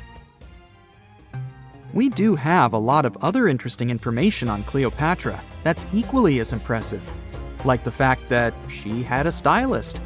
Most of the images you've seen depicting this famous queen show her wearing black eyeliner. This look was put together by Airas, a woman known to have been her personal beautician. She traced the long line from her eyes to her temples, a makeup technique still used today to enhance the eyes. Airas was an important figure throughout Cleopatra's life, known also as her confidant and close friend. There are even theories that suggest Airas was there by her side when she passed away. Despite her well-thought-out looks, Cleopatra wasn't as pretty as she's described. Or at least, that's what recent research has pointed out. Sure, if we look at movies and modern imagery, she's depicted as this incredibly beautiful woman with symmetrical and delicate features. However, if we look at coins showcasing her image from back in the day, her looks are rather average. Her image on the coins might have been adjusted, too, to make the queen look stronger in the eyes of her people. So there is no trusted source available to confirm her image, but her description in most pieces of ancient literature speaks of her other qualities, like her voice and personality, not of her beauty. Cleopatra might have been the most famous Egyptian queen to this day. But she wasn't the first choice. She did have an older sister, Berenice, that was initially supposed to take the throne. Berenice passed away before she could do that, so Cleopatra took on the role and began investing in her education. She traveled throughout the country quite frequently, so she could become accustomed to her people and their needs. She was only 18 when the responsibilities were passed down to her, and immediately gained popularity because of her intelligence and education. Her taste in literature was quite good too. She was known to be a fan of Homer, the famed Greek philosopher and poet. Cleopatra loved to write as much as she loved to read. There are even claims that she wrote a book on medicine and cosmetics, but we have no evidence to this day that such work ever existed. Part of being a great leader back then meant you had to speak multiple languages. Cleopatra clearly understood that, and that's why she's rumored to have known many languages to varying degrees. Some archaeologists suggested she spoke Greek, Egyptian, and Ethiopian, as well as many Arabic dialects. She might have even spoken Latin, but there's little evidence to support this claim. She might not have had angelic looks, but Cleopatra was really careful with the way she looked, even with her diet. She was known to have enjoyed simple meals, including a variety of fish. Since she lived close to the Mediterranean Sea, it's really no surprise. As a treat, she liked to eat stuffed pigeons, which she also served to her guests. Other dishes on the menu included vegetables and fava bean soup. Fruits and nuts weren't missing from her diet either, and she was also a big fan of honey. Recently, a team of experts has even tried to recreate her famous perfume. Think of it like the ancient equivalent of Chanel No. 5. Cleopatra was known to be a fan of luxurious scents, which she believed could even influence how people treated her when they met. The basis of this scent is myrrh, a resin gathered from a local tree. Other ingredients added to the mixture were also found back in the day, like cardamom, olive oil, and cinnamon. The results may not be quite as delicate as the perfumes we know and use today. Its consistency was way thicker, and the scent lasted way longer. When she was at the height of her power, Cleopatra might have been the richest person in the world. Back in the day, she ruled over a territory that stretched across the Mediterranean, from modern-day Libya in the west through Egypt to Syria in the east. This is the largest territory ever ruled over by a woman. In today's currency, her worth might have been somewhere around $95 billion. The calendars we use today may have been introduced by Cleopatra herself. She presented the idea of leap years and leap days to Caesar, the Roman emperor she was known to have been close with. Taking her advice, Caesar made these adjustments part of the official Roman calendar. The ancient Egyptians already knew the year was longer than precisely 365 days. They discovered this by studying the brightest star in the sky, called Sirius, and concluded that a year is actually 365 and 1/4 days long. It was Elizabeth Taylor that famously introduced Cleopatra to pop culture when she played her in the 1963 film bearing the same name. Up until that point, it was the most expensive film ever made. It was originally supposed to cost somewhere around $2 million, but ended up costing a mind-boggling $44 million. That's mostly because of script and production issues. To make this iconic movie, producers created 79 sets from scratch, as well as over 26,000 costumes for the cast. Elizabeth Taylor's Cleopatra costumes alone cost somewhere around $200,000. Thankfully for the producers, the movie made headlines and was well received by critics, making it a box office success.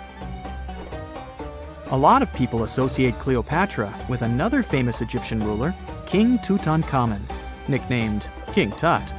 Surprisingly, apart from both of them being Egyptian pharaohs, they have nothing else in common. For starters, King Tut lived around 1,300 years before Cleopatra did, and there is also no connection regarding their ancestry. Cleopatra had Macedonian Greek roots, while King Tut was a native Egyptian. Imagine working 7 days a week on a large-scale construction site. You, along with thousands of others, carry millions of stone blocks and put them on top of each other according to a complex system. You work without modern construction equipment. You have no air conditioning or constant access to water. It's so hot outside that you can fry eggs on the road. You've been building the pyramid for decades, and now, when it's finally done, you enjoy the result of the colossal work of thousands of people. You're looking at a giant cultural monument of global value that will freeze in time and amaze people for tens of thousands of years. A few thousand years have passed. People in the 21st century see the pyramids and are like, wow, I can't believe humans have built this. Yeah, the people who built the pyramids wouldn't have appreciated such a theory. But actually, there are reasons to believe that people built it using some fantastic technology. From the outside, it seems the Great Pyramids are just big triangles of stone. People just put some heavy blocks on top of each other, and that's it. In fact, the design seems too perfect to be true. The pyramid consists of more than 2 million blocks. They lay so close to each other and are so even that you couldn't squeeze even a thin sheet of paper between them. Scientists still can't figure out the exact technology for building the Egyptian pyramids. One of the biggest and most famous is the Great Pyramid of Giza. This huge construction, well known all over the world, has one big secret. There should be a capstone on top of the pyramid. It's a triangular-shaped stone block, a small pyramid on top of a huge one. It's also called a pyramidion. The builders of ancient Egypt made it out of granite and limestone and covered it with gold. No records or old drawings prove that there was a pyramidion at the top of the Great Pyramid of Giza. But there's another ancient Egyptian structure with such a triangle, the Red Pyramid. It was built before the Great One, and its capstone has survived to this day. Archaeologists have found and reconstructed it. But where could the capstone of the Great Pyramid be? It's a mystery that still has no answer. Some are sure that some thieves have stolen it from the top. Maybe they just climbed up and pushed the pyramidion down. It makes perfect sense. The capstone was probably the most valuable element of the pyramid. Many scientists and archaeologists still don't know its exact purpose.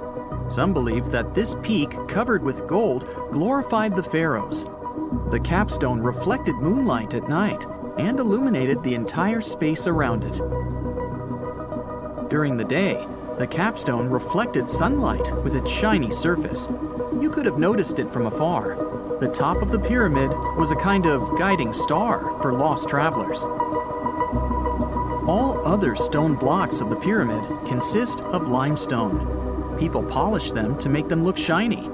In the past, they were even glowing and reflected light. You could see glowing pyramids from space, although they looked like tiny lights. Over thousands of years, winds, sandstorms, and rains have changed the pyramid's appearance. If people had taken care of them all this time, they would have looked like something out of science fiction movies, or the pyramids from Las Vegas. But unfortunately, we will never see their original appearance. Some archaeologists and scientists believe that the capstone could absorb the sun's energy and distribute it evenly throughout the pyramid.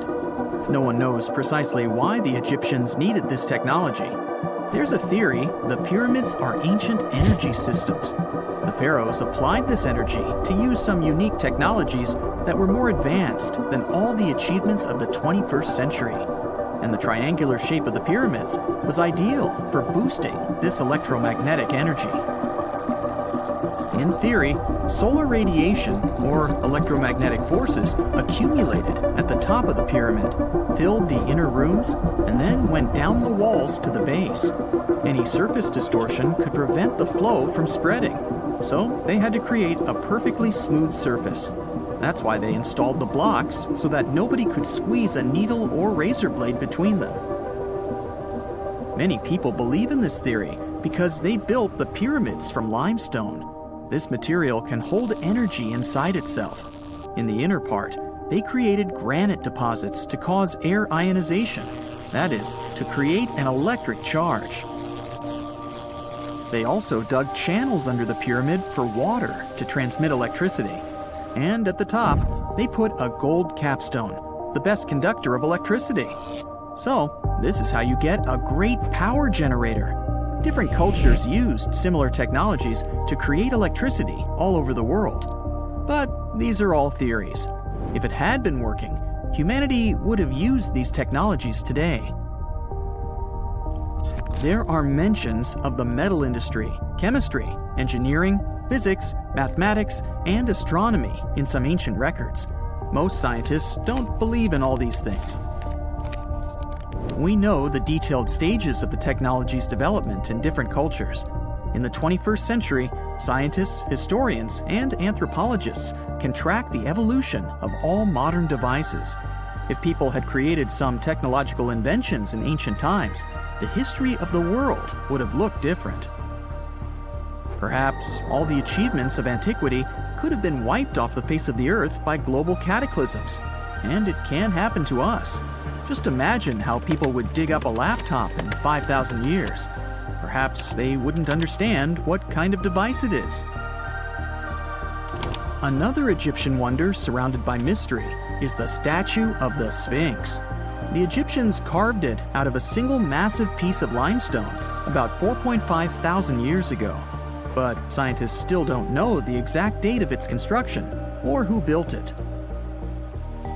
People painted the Sphinx in different colors, so it looked much brighter and more vivid in the distant past. It was shining just like the Great Pyramids. Anyway, time hasn't only changed its appearance, but its name too. Initially, the Egyptians called it Horemheb. The Greeks renamed it the Sphinx about a few hundred years after it had been built. The Sphinx emphasized the greatness of the rulers of Egypt. It also performed a symbolic function of a watchdog guarding the tomb of the pharaoh and the paths leading to it. This version sounds realistic, since archaeologists have discovered many secret entrances at the foot of the Sphinx. Perhaps these rooms and intricate tunnels lead to underground halls with treasures. And treasures don't always mean gold and jewelry. According to legends and theories, the Sphinx guards the Hall of Records, the storage of all humankind's knowledge. The information about the ancient mythical state of Atlantis could be there. You can find many detailed maps of the internal dungeons of the Sphinx on the internet. They show structures 12 stories deep under the statue. It looks like a small city filled with gold, scrolls of knowledge, and various ancient artifacts. But don't believe all these maps. These are just theories. Several thousand years have passed, but people have very little information about it. Archaeologists know that there are still many strange and exciting things about the Sphinx that are still undiscovered. Some locals are afraid to research because they believe they can awaken something terrible from the underground depths. Therefore, it's mostly scientists from other countries who conduct the excavations. In 1998, scientists discovered strange tunnels leading to empty rooms under the Sphinx. They realized that some people tried to get there through tunnels in the past, and maybe those people took all the treasures that were there. One of the legends says that some powerful artifact lays beneath the Sphinx. Its technology can change the whole world, but the locals are hiding it because it can damage the planet. Some believe that you can find evidence of unknown technologies painted on the granite walls in the pharaoh's tombs. But most likely, these paintings and signs tell us the myths and legends of ancient Egypt. But what if Egyptian symbols and drawings are detailed instructions for using ancient technologies? What if the locals that lived at that time thought, people in the future won't be able to get energy themselves. Let's leave some detailed instructions for them. Anyway, there are many riddles and theories. In reality, the search for answers is a dangerous undertaking, since it's not easy to get into the underground halls. Excavations can ruin the structure of the entire Sphinx. Any person inside the tunnels may get lost and never be able to find their way back. Besides, it costs a lot of money. Now, what would be awesome is if people could invent some device that could scan underground areas and show their detailed models. We're in Siberia. It's so cold here that freezing gusts of wind are burning your face. All that white snow seems to be blinding you. This place resembles Antarctica because of the permafrost. Recently, a group of scientists researched one of the local rivers. With the help of a drilling rig, they extracted several samples of frozen soil. The scientists were shocked to find living creatures inside the ice. Later in the laboratory, they realized that the creatures were microscopic multicelled organisms known as bdelloid rotifers. These creatures looked like little worms. Scientists knew that these worms could live in frozen conditions for up to 10 years. But the age of the rotifers found in the ice was about 24,000 years. And after defrosting, they began to reproduce, as if they had been sleeping for several hours, not thousands of years. Further analysis showed that these organisms could stay frozen for hundreds of thousands of years. The rotifers might have lived during the time when people didn't invent the wheel yet. And this isn't their only superpower. Bdelloid rotifers are among the most radioactively resistant animals on Earth. They can survive in places where there's no oxygen and water. They can also stay alive in areas with high acidity and can live without food and water for a long time. By the way, these are not the only creatures that are known for living for thousands of years. Particular types of moss and some microorganisms are also almost immortal. Nematodes, also called roundworms, are some of the most adaptive varieties of worms in the world. Imagine the Eiffel Tower standing tall and proud. And now, let's make it 10 times higher and place it underground. Exactly at this depth, many thousands of feet under the surface, scientists discovered these creatures. There's no sunlight and almost no air in this place. And since it's much closer to Earth's core than the surface of our planet, the temperature here is higher than in the middle of the hottest desert. Millions of tons of soil above create insane pressure. But all this couldn't prevent life from developing here. When roundworms run out of air, food, or when the temperature becomes too high, they get into a unique state of stasis, or deep hibernation. In this mode, the worm's metabolism slows down, and almost all the processes in their bodies stop. The creatures can sleep for a very long time, and only wake up when the environment becomes more livable. By the way, you don't have to go so deep underground to find these creatures. Nematodes are found all over the world. They can live in hot springs, deserts, high in the mountains, among the harsh ices of Antarctica, or inside animals and humans. Our next invulnerable creatures are tardigrades, also known as water bears. These are microscopic, 8-legged invertebrates closely related to arthropods. It's impossible to see them with the unaided eye. But a conventional microscope will allow you to see tardigrades in detail. They look like minuscule bears.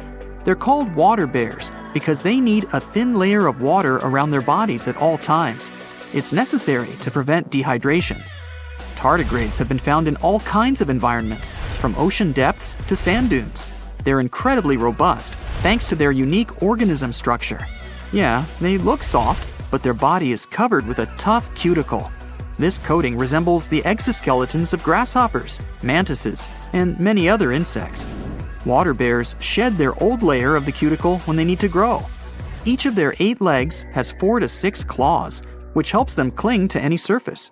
The bears can survive at a temperature that's almost 3 times as cold as the temperature in the ice of Antarctica.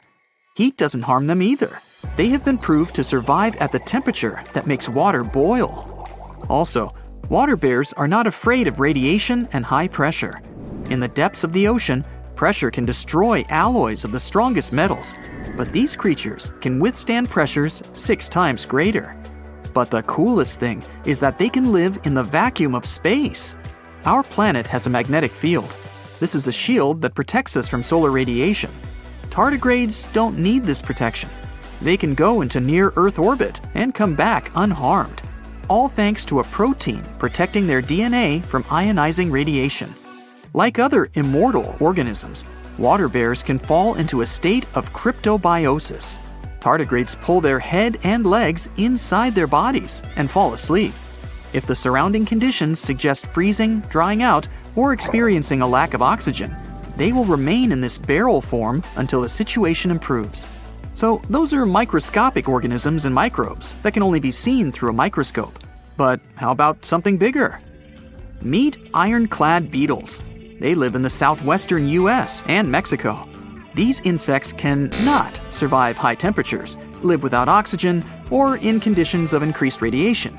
But their shells are so tough that they can only be pierced with a drill or hammer. Their durable exoskeletons are made of a special substance, chitin. It can also be found in the armor of crabs or shrimp. And still, the chitin of the ironclad beetle is so durable that it allows this creature to withstand the impact of a car moving at high speed. In times of danger, they can hide their whiskers and strong legs in special recesses in their shell.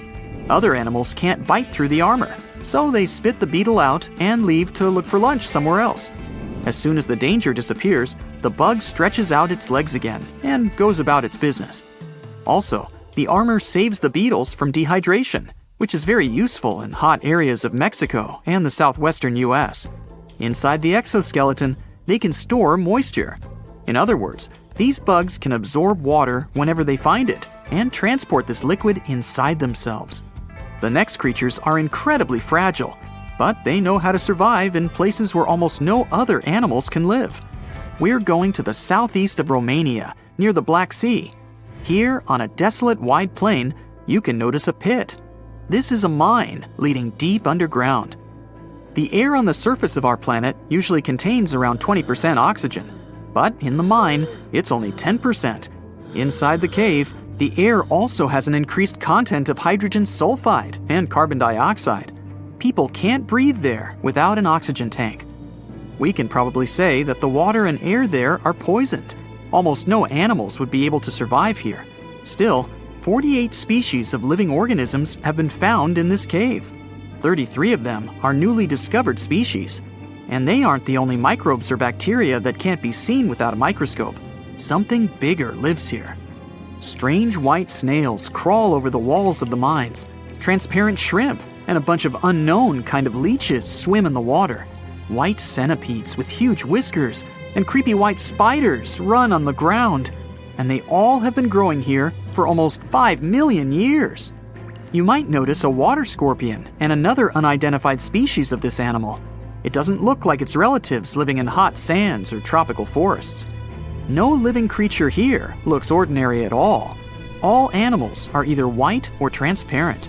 They have no eyes, but are equipped with long paws and antennae whiskers that help them navigate in this dark space. The deeper you go into the cave, the less oxygen the air contains. But the number of living organisms is increasing. The air is filled with methane and carbon dioxide. All the inhabitants of this cave have never seen the light of the sun and have never gone out of the darkness. It seems impossible to survive in such conditions where plants don't produce oxygen. The answer to the question of their survival is hidden in a small lake. The surface of the water is covered with strange foam. If you look closely, you can see that this white substance is alive. It resembles soft, wet paper that is easy to tear. The thing is billions of living organisms, bacteria called autotrophs. There's much more carbon dioxide in the cave than there is outside, and these bacteria, like plants, absorb it. But they don't do this with the help of photosynthesis, which means they don't need sunlight. They use water for chemosynthesis. What these bacteria secrete is food for other bacteria, and these other bacteria are food for bigger creatures. A unique food cycle that you can't find anywhere else on the planet only exists here.